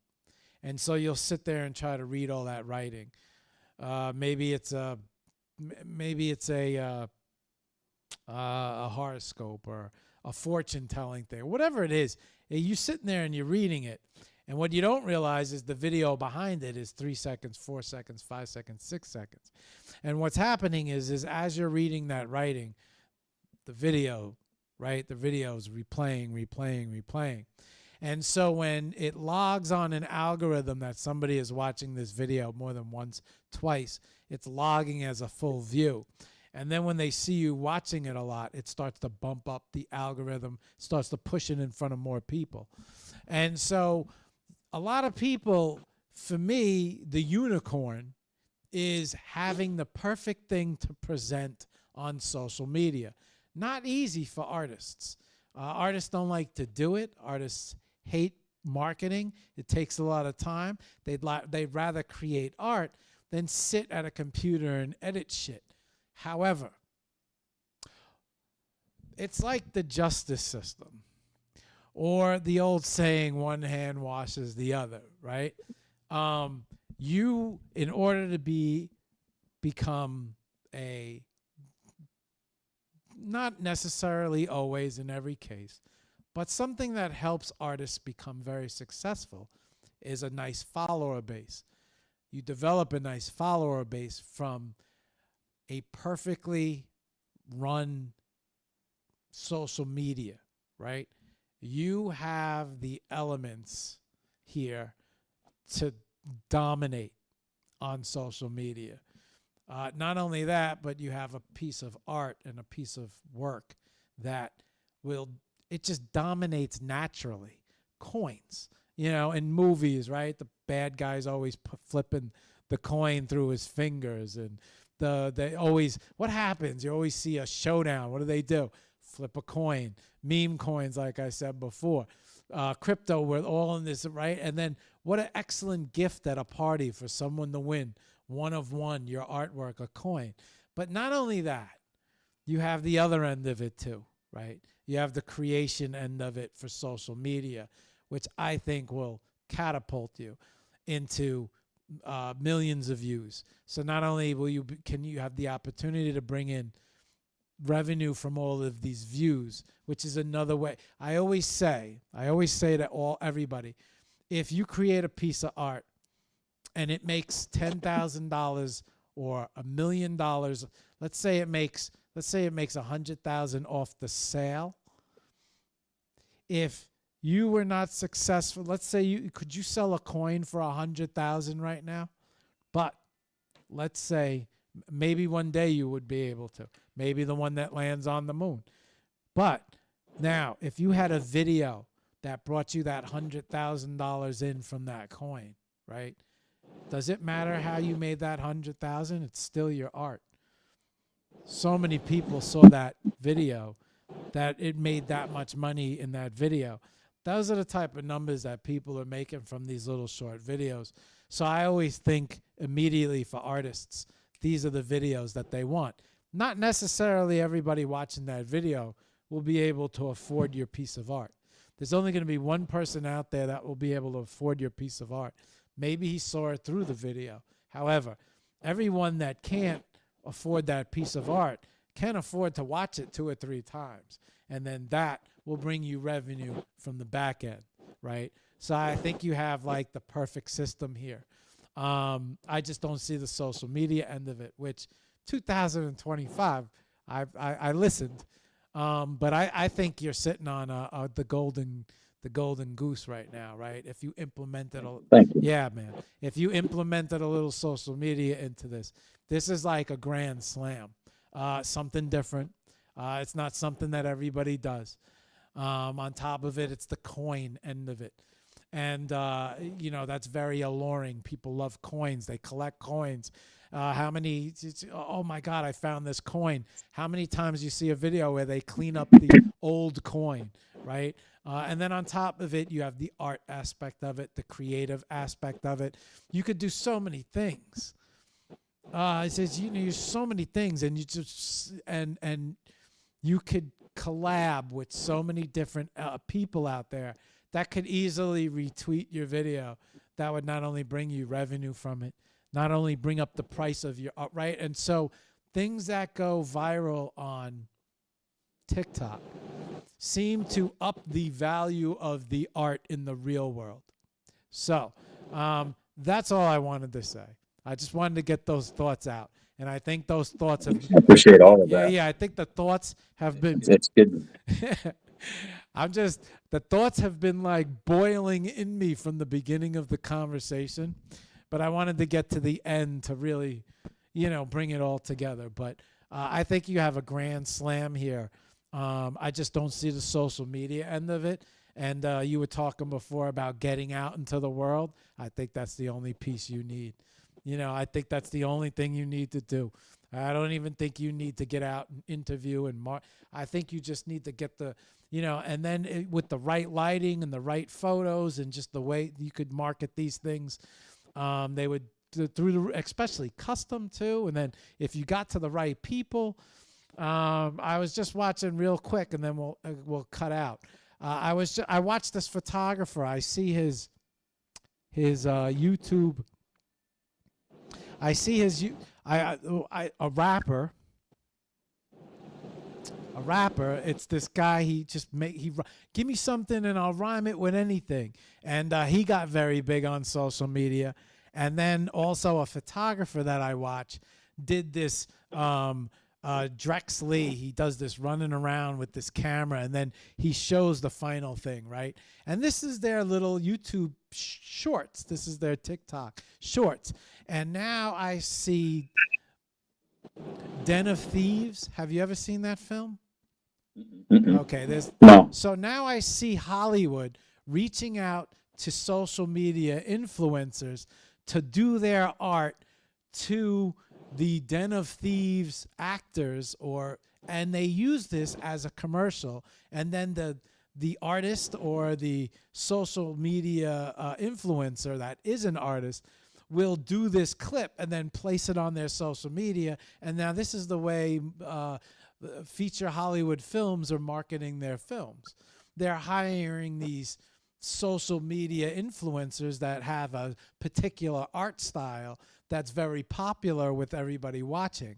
And so, I could see Hollywood contacting you like, hey, we would love a Den of Thieves coin, and then the next thing you know, your social media, and then you create, and then of course you would have the product for sale as well. Like, hey, everybody, I got this, and then I got the NFT to match. And so I think you got a grand slam here. I appreciate your words, man.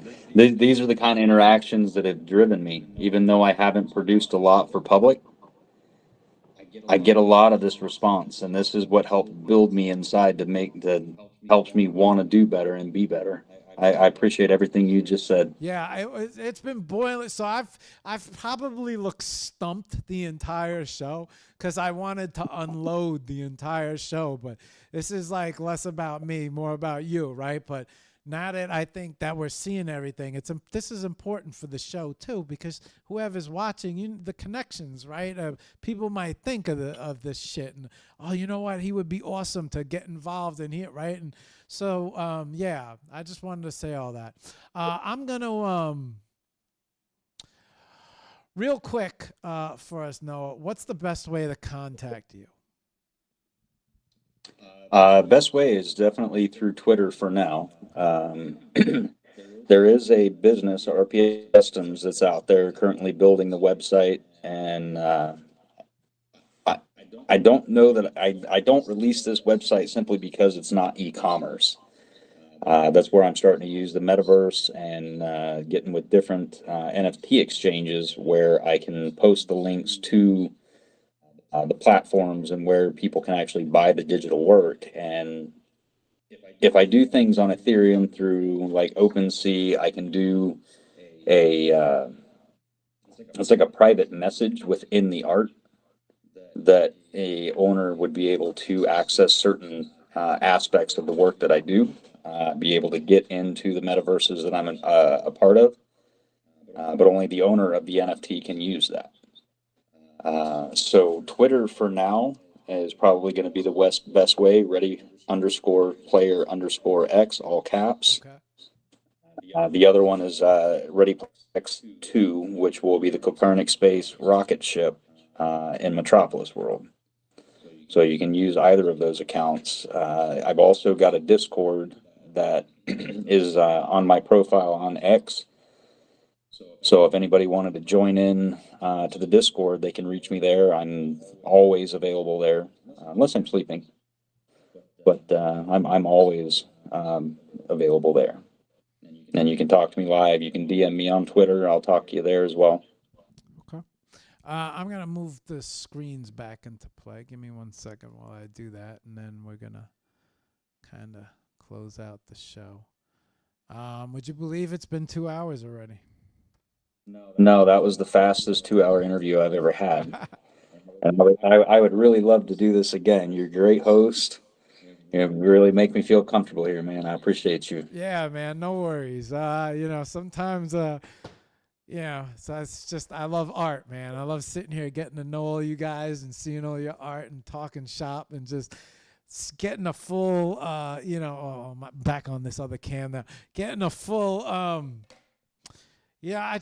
love everything about art, I mean, I love my art, but like, I find it so fascinating to look at everyone else's art and just get to know, like, how did you create this and how did this happen and how did this come to be?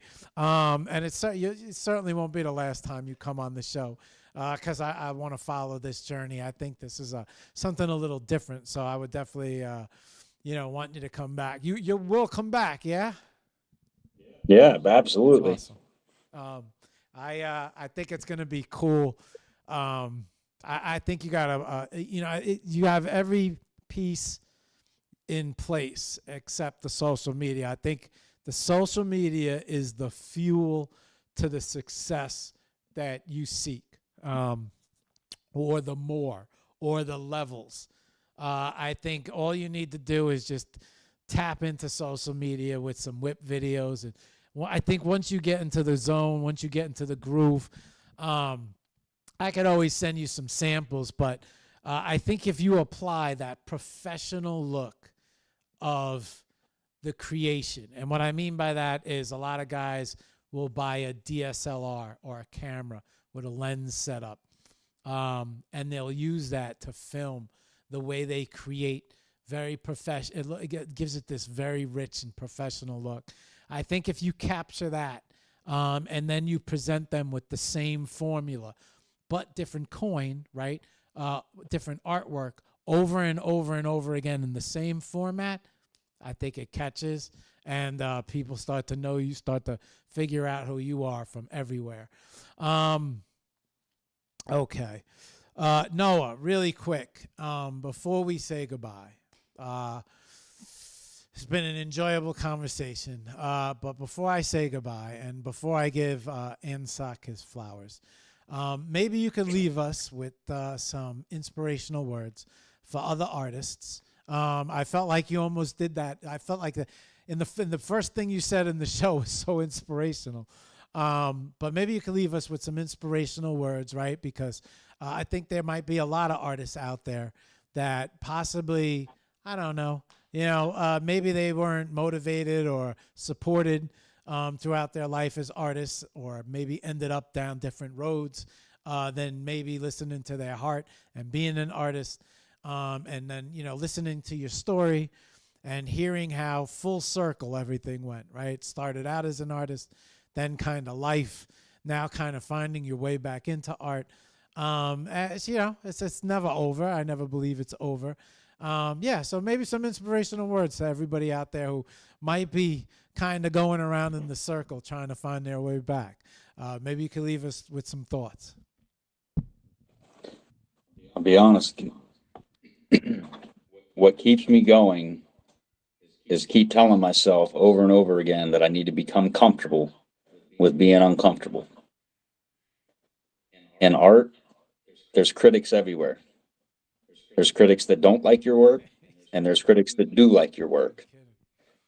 And some of the biggest critics are the ones that like your work so much that they have to hate on it. And it's easy to get mixed up with that, you're getting your feelings mixed up from people saying bad things about what you do and getting discouraged over it. When you know damn well what you do is unique, is badass, and people like it. Sometimes I feel like I don't hear enough of that positive. And I know that's my own fault. It's because I'm terrified to show the world my work. But every time I do, I get reactions like what I got from you. Like that I got from the 888 community that sent me to New York City. Through the Copernic Space and through Moon Mars.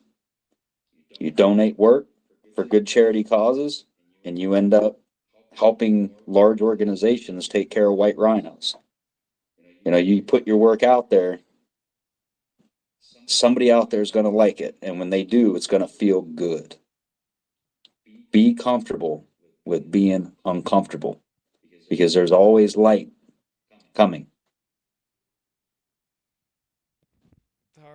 All right. And what was your 2025 New Year's resolutions? That I'm going to put my shyness and bashfulness aside. A little story about today. I got invited today while I was on my extra shift in an ER to come on this show. And I could have very easily just been like, I gotta work, I can't. But then I look at the grand scheme of all this, and I realize who it is that I'm talking to, who it is I'm in the room with, and I have that opportunity knocking on my door. If I didn't come, that may have been my chance. I cannot waste this. So I chose this show over money because I want to grow as a person. Looking at your posts, listening to some of your podcasts or your X spaces, you were just very comfortable. So I really felt like I could get into this with you. And yeah, even over at overtime now, and I could keep going. I really hope to do this again. This felt good, and I thank you. Yeah, man, you're welcome, bro. I hope I did you justice. I just from the beginning of the show, I just had so many ideas, and there's just so many questions flying around. I got to put the engineer and the curiosity to the side. I can't tell my stories. I'm just like, we got to focus on his shit. And I see such a, all you got to do is add that social media, just sprinkle that social media everywhere. And to me, it's like when you find the right formula, the numbers are just going to follow, and I'm like, wow. Every piece of the puzzle is here. I think one of the biggest things an artist can do is they got to find that social media piece. And I think that's the hardest. I honestly think you could create. Always have a saying, right? You could create the best art in the world, but if the world doesn't see it, then how do they know it exists? And so then, therefore, in comes social media. And social media, you're talking about, people and their opinions. Welcome to social media. Right. Everybody on social media has got an opinion, and then nobody's bashful about letting you know what they think. So you talk about going up against the wave of opinions. Social media is your game, but. I just found it to be such an interesting story because we were talking earlier and you were telling me everything about how you were on shift. And I'm sitting here, it's like last minute rescheduling. And I'm like, damn, am I going to have a guest? I'm like, I really want to fight for like a new guest. I don't want to give up on the day. And I'm looking at the time, and I gotta advertise. I gotta promote the show, And I'm like, come on, man. Like, let's just get something in. And then you poof, and I'm in. And I'm like, all right, cool. Like, we got something here. Like, we got to do a test. We got to, and all right, setting up the cameras. And, like, after the test, and then looking at all of the craftsmanship. And, putting it together finally and saying to myself, this is going to be a good show. This is going to be a really good show. And just talking to you, right? And so this all happened. I didn't give up on this show. And this all happened last minute. And what a fantastic show. So I'm honored that you made that decision. Because if the show would have went south, which I refuse to ever let one of these shows go south. So I don't care if I have to talk the entire 2 hours. But to let a show go south after somebody made that choice, listening to the 2025 resolution and to know that you're probably an asset in that ER. Like, you're probably one of the guys that everybody wants around, especially in a pressure type situation. So, I just think I'm honored to have you on. In the medical world, I'm actually the absolute last person you want in your room. I don't believe that. In the emergency room, you don't want me in your care. And it's not because I'm not good at what I do. It's that you're in that bad a shape that you need me in your room. Fair enough. But I can imagine that you apply the same type of accuracy and very detail orientated, and that's the type of person I want working on me if I'm in 6 different parts. You know what I'm saying? That's all I'm saying is I applaud accuracy and detail. I don't know. I feel like Devil in the Details should have been the name of the show. I didn't know what to call it. I was looking through Ready Player One the phrases. It's like, oh, the Oasis. And he even talked about Ready Player One and how it relates. But I feel like the real name of the show is Devil is in the Details. No, I want to thank you for your time, for coming on the show. I appreciated you dropping knowledge and information and taking the time to explain everything. You were talking about a lot of things I never heard of before, so I was trying to make sure that I was covering everything. And I was listening to every little detail. You were obviously around during a time period that I wasn't here. And so to hear new names and hear especially some of the things that you were talking about, to plug them in and to put it all together, and to stay part of the conversation. It took a little. I was putting in a lot of mental effort, but I wanted to say thank you for coming on the show. I appreciate you for taking your time. Oh, I got one last question. Guest gets to call the sound. Guest gets to call the song of the show. So, what is your song that we close on? Green Lights by NF. All right, I like NF. It's another very good choice. You have good tastes. All right, so Noah, I want to say thank you for coming on the show. You are free to go. You can bounce. You can hang out till I close the show out, and we can say goodnight. Up to you. Do whatever you want. You want to get back to life, you're more than welcome to. If not, you're welcome to hang out. But I'm going to close out the show now. I just want to say thank you very much for coming on the show. I had such a good conversation. I appreciate it very much. Yeah, thank you very much. And I definitely look forward to speaking with you again in the future. And I appreciate everything from you. Thank you. Yeah.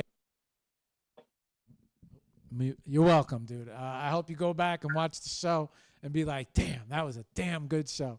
So It's a damn good show. That was a damn good show.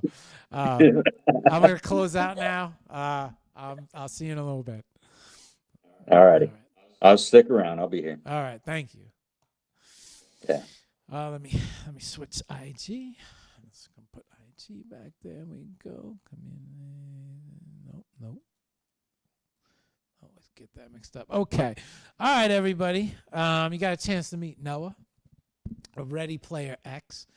You got a chance to see his art.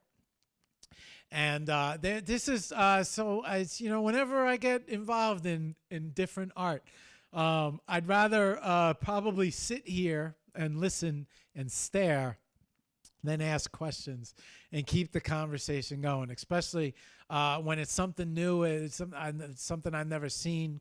Noah and his art and the way he creates his coins. And then, of course, there's the engineering curiosity side of me who's trying to figure out how the whole thing works. And then, of course, I love CNC, anything when it comes to, whether it's die cutting or laser cutting or and I even forgot to ask him if I know he's still hanging there. There's this video that I just saw where they laser shot a design on a pair of jeans. And I was like, oh, that's pretty cool. And so now we're at the point where we can put any type of design we want on jeans. But what an interesting show. So whenever there's an interesting show, you count me in. All right, where am I? Let me get my head back to this. Rest of the week, tomorrow, Sketches show, 9 a.m. to 11 a.m. It's a space. Their topic is, what would be your dream project if you had no budget? Very cool topic. Looking forward to tomorrow's show. So that's a space hosted by Linked by Art. Wednesday, we are back with the Linked by Art community shows. We have Chap Global coming on Wednesday. I don't think we have an AI show, but we certainly have a lot of opportunity for really cool AI shows. So I'm going to start working on those again. I think we need some of those back this year. And then on Friday, Art Naz. We will have Art Naz, who is an amazing watercolor painter from Iran. So that, and then of course we have TGIF, which is a space, and we close out the week with my co-hosts, Sun and Alina. So on that note, that's the week in shows. I'll see everybody on the next show. I'm going to start shutting down the lights here, but what a good show. What an interesting show. Oh, what am I thinking before I shut these lights? Super big shout out to NSOC and the 888 community. I just wanted to say thank you to NSOC for referring Ready Player X, Noah, to the show. NSOC, it was an excellent call. Thank you so much, and I appreciate you. I was just sitting in that box for a while. I'm not a big Discord user. Don't take it personal. If I used Discord more, I would probably be on there more and seeing more. But that was the excellent referral and made a great show. I hope you guys enjoyed it as much as I did. But I definitely wanted to give you a shout out. And say thank you. So thank you to the 888 community, NSOC and Shelly. Excellent guest. Appreciate that very much. Almost forgot that shout out. Got it in the beginning, but wanted to get out a special one in the end. On that note, guys, I'm going to shut the lights here. We're going to call it a show. And almost forgot that part. That part was super important. All right. Ugh. Let me sit down here.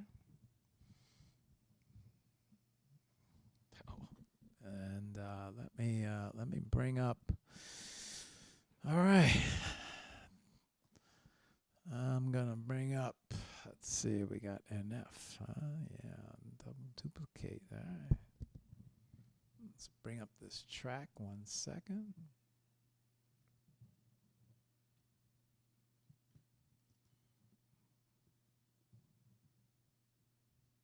Gotcha. Okay. Hang on before we start this up. Let me get everything in place.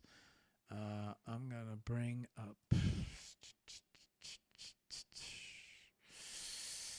Let's see, full screen. I got Noah right there again. Full art screen. Am I going to bring that up? All right, Noah, wave goodbye to him one last time before I dump your art all over the screen. Say goodnight to everybody. You gotta unmute. All right, that's his good night. All right, y'all. I'm about to. Good night, everybody. All right, thank you. All right, I'm about to knock him off here. Let's bring up his art and then let's end on that. Oh, you know what? You still got that camera set up? Put it on those. Yes, put it on your art, Noah. Take that camera and point it right at those. Right at the collection behind you.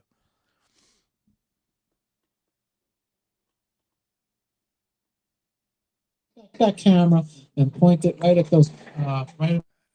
He's listening to me. Yeah. Show us the. We're gonna play out on your art, and the bet. Yeah, there you go. Okay. All right, y'all. I'm out of here. Right,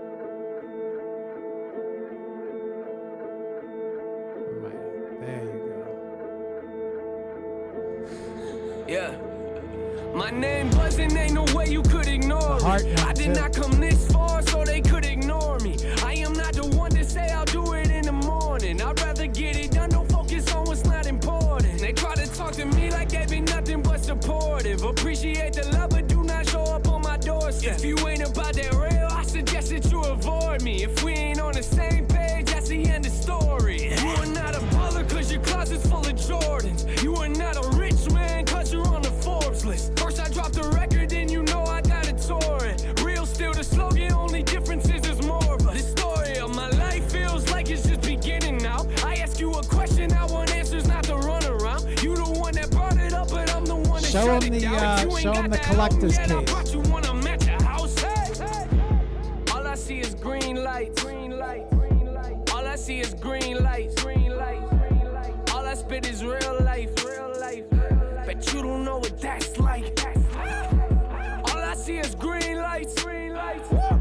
All I see is green lights. Green lights. Yeah. All I spit is real life. Real life. I bet you don't know what that's like. I know where I'm going. I don't let no one distract me. I don't need directions for nobody in the backseat. I don't need these people in my corner trying to gas me. I'd rather have people in my corner trying to check me. Yeah, I walk up the bus a different city than the last week. Let the fans speak. They gon' tell you about the past me. If I'm being honest, last year I was in a bad place. Wouldn't say I'm out of it, but don't feel like I can't be. Who you know dropping clean records, but they nasty. I was made for this, I could tell when mama had me. I hopped right off the table, told my doctor I ain't average. He asked me, what does that mean? I told him, get the pen and pad, please. Who'da known I write something that could change lives? I don't think y'all fully understand the way you change mine. I look at the future that's in front of me with both eyes. 3 records, 3 years, I don't like to waste time. All I see is green lights. Green lights.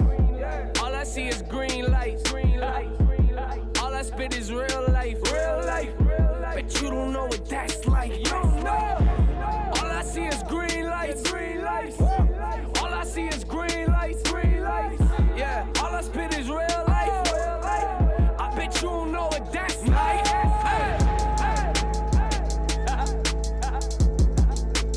All I see is green lights.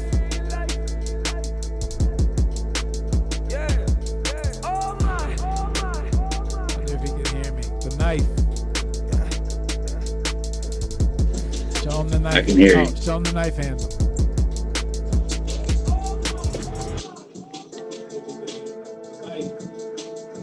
And then also take him over to the case.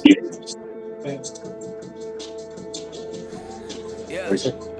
My name I didn't hear that last time. Take him over to the wood case where they're all displayed. I am not the one to say I'll do it in the morning. I'd rather get it done, don't focus on what's not important. They try to talk to me like they be nothing but supportive. Appreciate the love, but do not show up on my doorstep. If you ain't about that real, I suggest that you avoid me. If we ain't on the same page, that's the end of story. You are not a baller cause your closet's full of Jordans. You are not a rich man cause you're on the Forbes list. First I dropped the record, then you know I gotta tour it. Real still the slogan, only difference is there's more of us. The story of my life feels like it's just beginning now. I ask you a question, I want answers, not to run around. You the one that brought it up, but I'm the one that shut it down. If you ain't got that album yet, I brought you one, I'm at your house. Hey.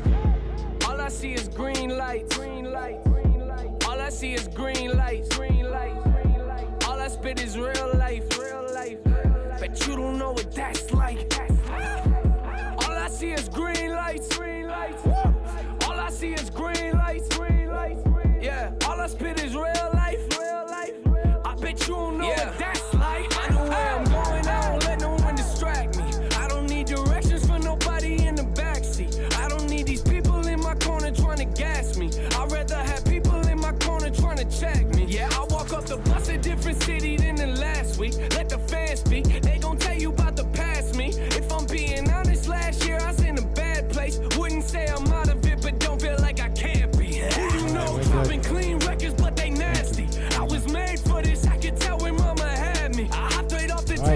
you next show. I ain't average. He asked me, what does that mean? I told him, get the pen and pad, please. Who'da known I write something that could change lives? I don't think y'all fully understand the way you change mine. I look at the future that's in front of me with both eyes. 3 records, 3 years, I don't like to waste time. All I see is green Thank you, everybody, for joining. All I see is Jumping in. green lights. Thank you, everybody on the gram. All I spit is real life, real life. But you don't know Thank what you on that's the book. like. You don't know. Thank you All on I X. see is green lights, green lights. All I see is green See lights, everybody on the green next lights. show. Yeah, all I spit is real life, real life. I bet you don't know what that's like.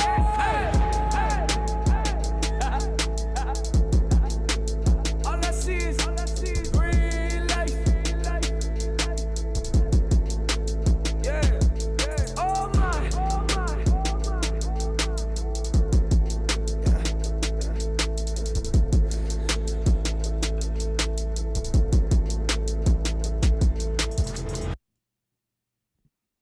And that was a damn good show. See everybody on the next one. Damn good show. Damn good show.